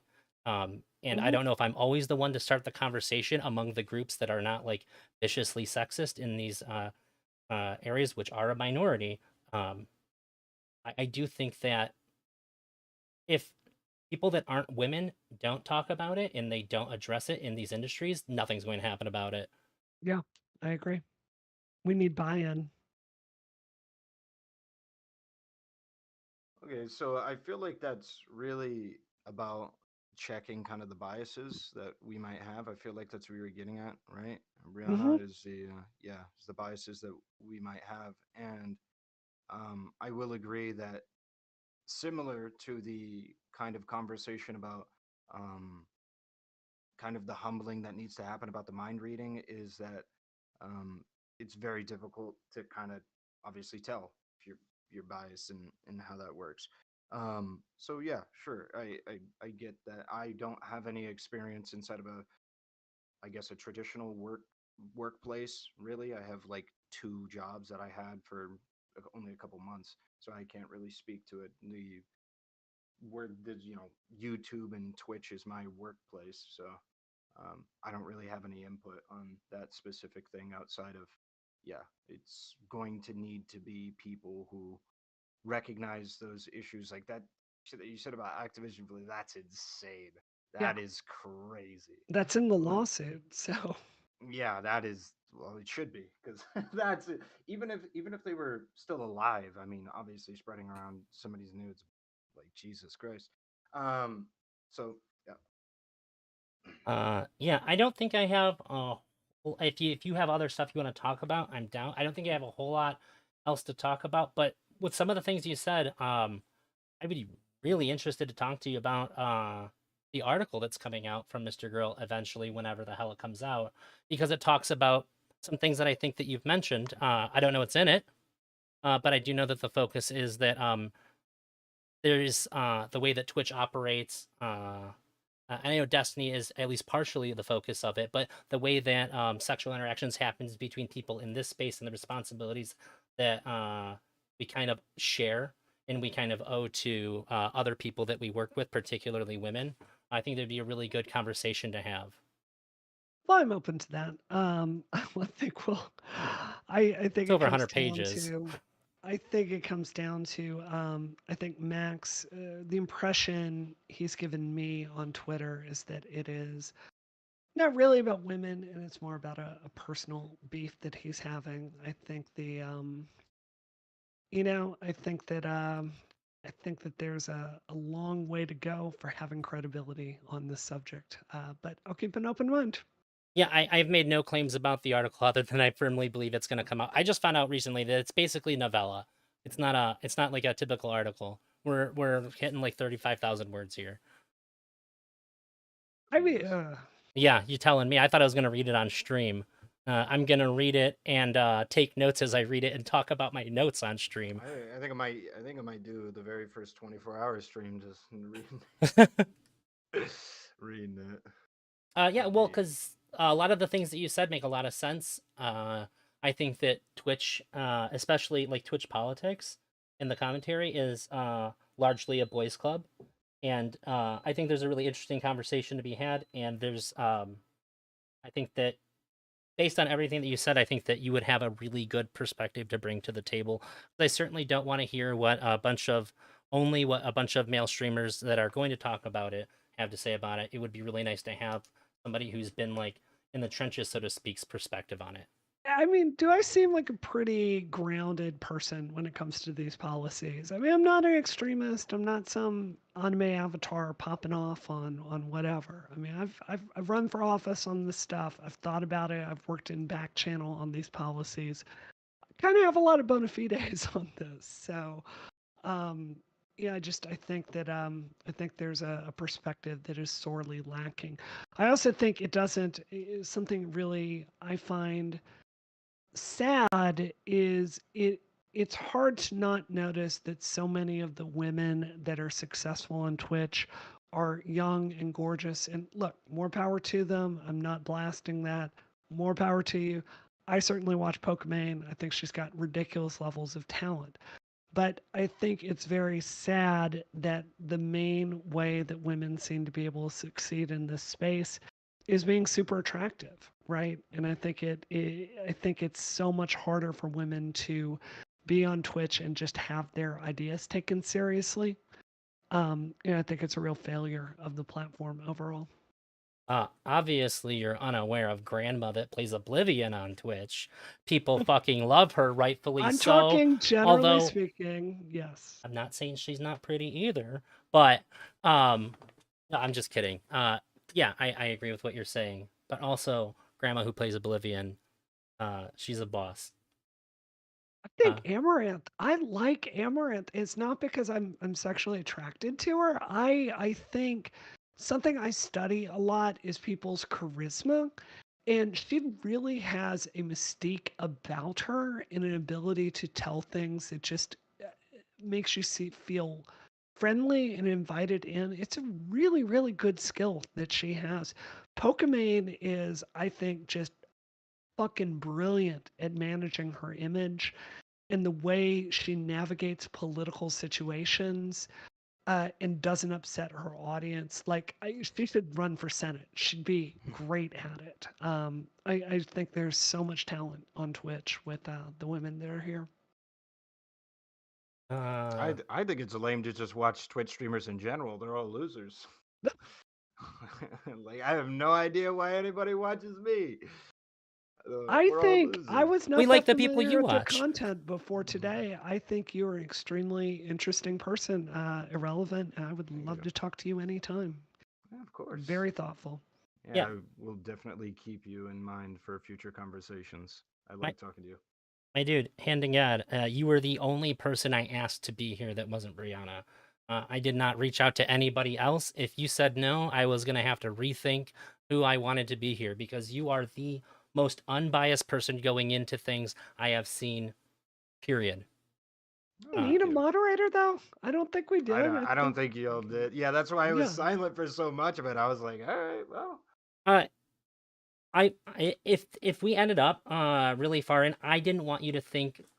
I wanted to make sure that you didn't think that I was being. I wanted you to feel like I was being fair, because, like, I'm a small streamer and you have a huge Twitter platform. People know who you are. You are like you said, you're famous outside of Twitch. So, I having a moderator here was my best way to make sure that you knew that I wasn't trying to do anything funny. And I know for a fact that if I was in my head too much and I was being a dick and not letting you talk or whatever, because sometimes it's really rare, but sometimes I get heated, he'd call me out on it. I know he'd call me out on it. Yep. I think everyone should. I think I've said this before. One of the best things about running for office is you're forced to go out there every single day and spend all day long talking to people that you don't agree with. And if you notice a huge shift in my beliefs, like like during Gamergate and today, that's why. And it's just like, it is like the Matrix and opening. It's not that my fundamental values changed, but it made me aware that there was such a truth that we were missing in this like small tech feminist bubble. And it's not that the problems we were talking about weren't damn serious and important, but the way we were messaging it was hugely counterproductive to achieving anything real. So I think everyone should do that. I think it makes you a lot smarter.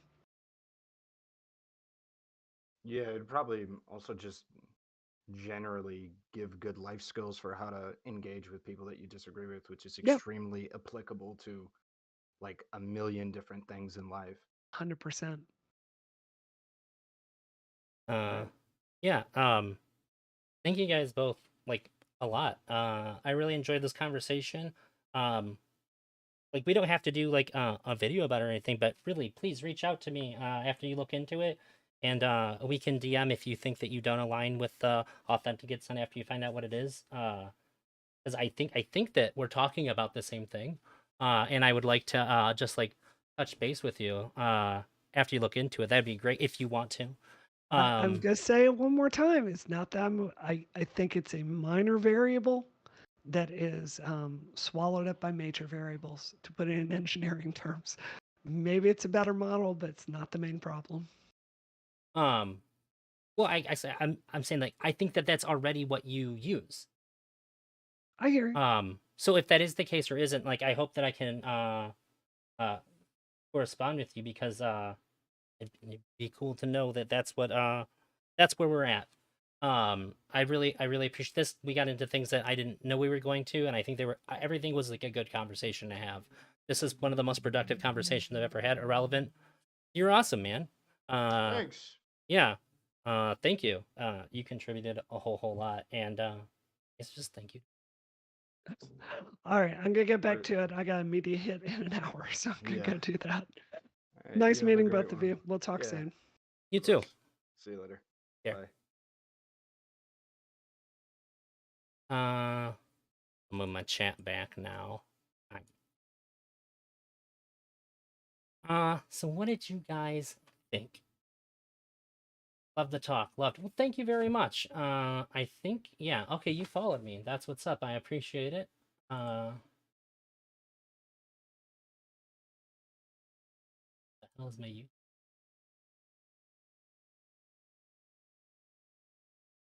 Curse of having a really good computer that I can have a billion things.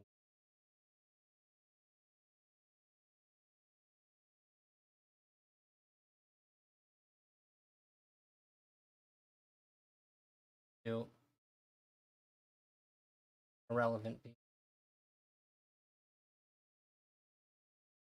How's it good? Teach me how to debate. I wish I could argue. And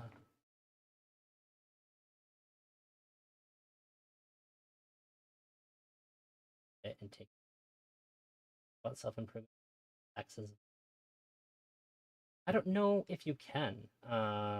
Not my noodles. I think that if you watch it regularly, that shit's gonna seep in. When you open yourself and expose yourself to media repeatedly, the more you agree with some points, the more you're going to like the people, and their other points are gonna get in easy. Hey Tuna, I think it went really well, honestly. Not my good chat. Thank you. Oh, it's a good acted.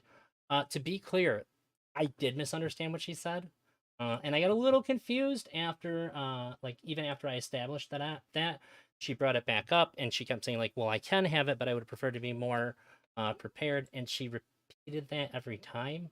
It was very mixed messaging on whether or not it was okay to talk about. So I did last time it came up, I just backed off of it because I understand consent well, and despite the fact that I was getting an affirmative, I was also receiving all the negatives. So I was going to take all the other stuff. You didn't really need a moderator, but Rel had some good questions. Irrelevant said that, and I think that might be the general consensus. However, I think that there was a couple key points that if he didn't come in and clarify, I would have lost my fucking mind about. Like the appeal to authority thing, and talking about how I might not have understood because of my gender, but like then also I couldn't say that she didn't understand the context of a Mr. Girl video. That got really tough too because I was trying to move away from it since she contested it, rightfully so. But then it got brought back up again, so that was kind of tough. On Canva, I think it's funny. I don't know what you're responding to. I think she got a bit emotional about the video. Otherwise, it was less of a debate and a disagreement definition.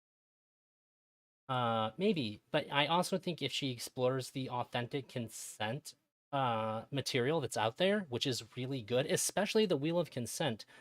Somebody in my chat said that was the best thing that came out of this, and I really appreciate that because it's actually a really simple concept.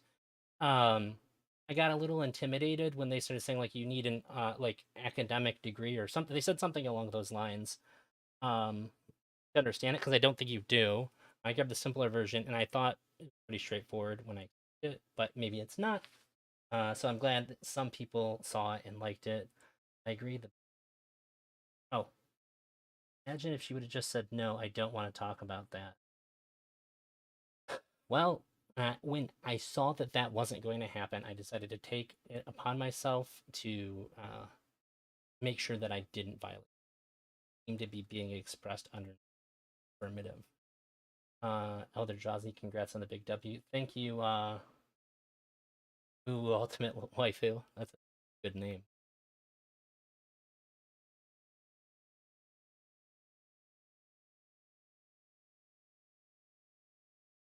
I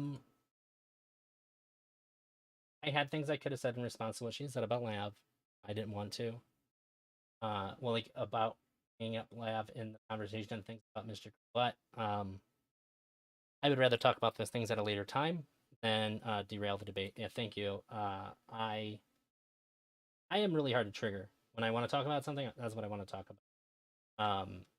If I was talking about Mr. Girl and things that are what I would think are dumb things to say about him, because I know a lot about his content, I can get kind of triggered that way. I think it's a little different than how a lot of people both talking past each other, bodying.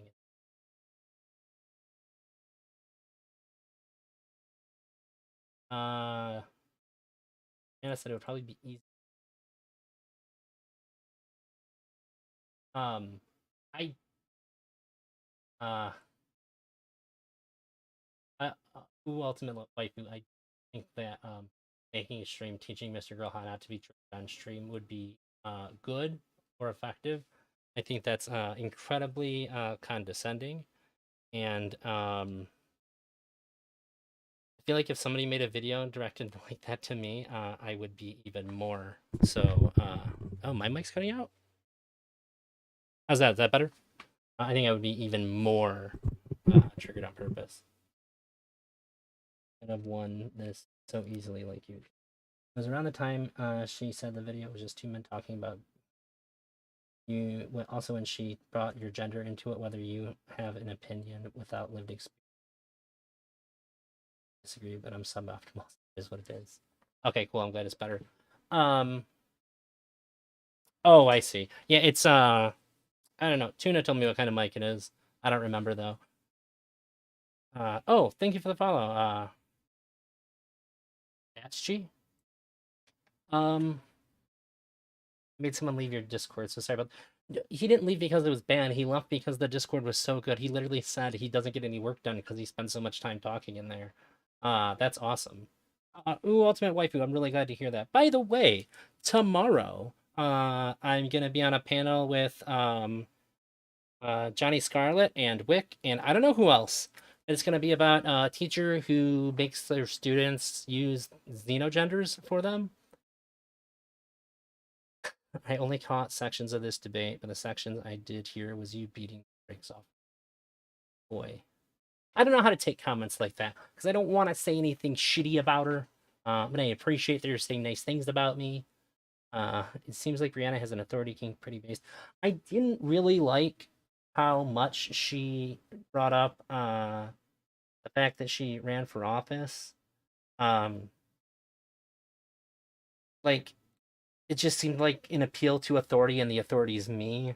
But like it didn't always align or apply really. Like it's not like something worth like calling out. But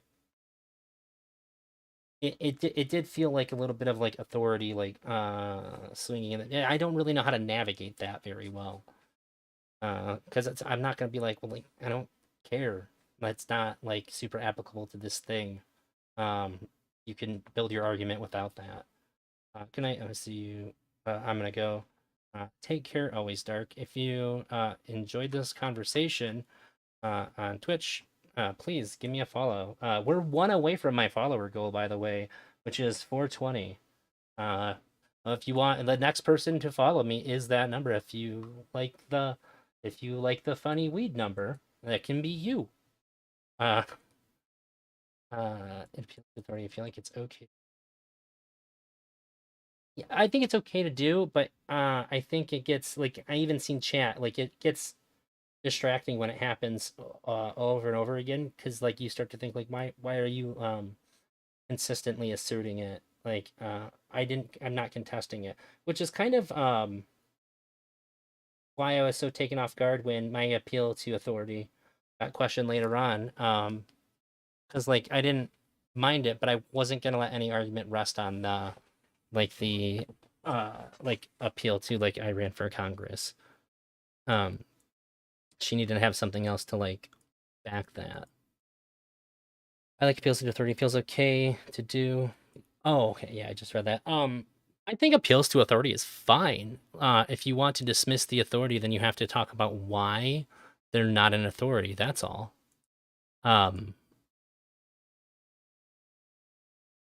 Just I did go out of my way to accommodate here. I go out of my way to accommodate everybody. So here's the thing: if I'm having a debate or a debatey conversation with somebody, I never want them to come away from that and say, well, yeah, but he did this or he did that. I'm going to give you everything I can possibly. Because if I think I'm right, I should be able to grant you everything that doesn't concede my argument and still be able to make my argument stand on its own. I did the same thing with Smugbug. I granted him like 50 things he asked for, and I only called him on the one thing, which he's the only real argument he had hinged on because he had nothing to support it, and it was nonsense. I think this about wraps it up. I want to spend time with my wife and girlfriend before my girlfriend has to go. Gonna watch Film Theory on Skinamarink. And I'm going to, in the next day or two, make a movie review, a double feature of Skinamarink and Barbarian. Because those are two good horror movies that came out within the last year, and it's rare that we get good new ones. Nice GG's chat, Drazi. Thanks to Trib. And then I also have a bonus with that video too. But there's the Wick thing, there's that, and I think I'm gonna get it, but I want to raid because I always forget to raid. It would be like really, really shitty if I didn't this time. What do we got here?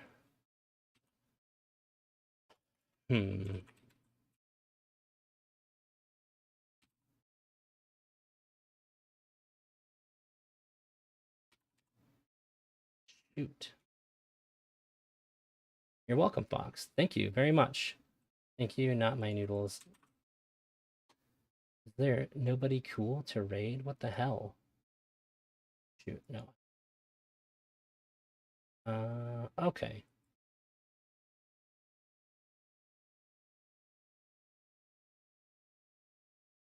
Okay. I'm gonna send you guys over to Wick.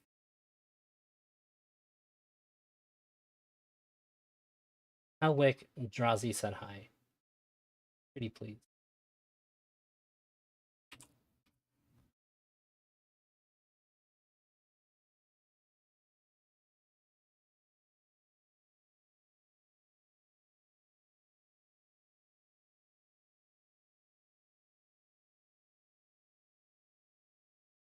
Up in a tizzy, but you still got to consume the content in its original form. I think it is absolutely absurd that we can't do something so fucking simple as put a page in the front of the book that says, hey, some of this content was written at a different time. If you have any questions about what you're reading or it makes you feel uncomfortable, ask your fucking mom. So Some people don't have moms, question. Parallax. I was gonna suggest a book guide, but yes. Yeah, I want to hear That's fine from too. I want to hear from Kidology and then Shark. Yes, I was just going to say to Parallax, that's what they have done, at least in the UK with Puffin books, that they have put this sort of disclosure at the front of the editions that are going to be published. So they are doing that. With It's the not original really editions or with the edited editions? With the With the new edited ones. Yeah, so that kind of sucks. I'd rather them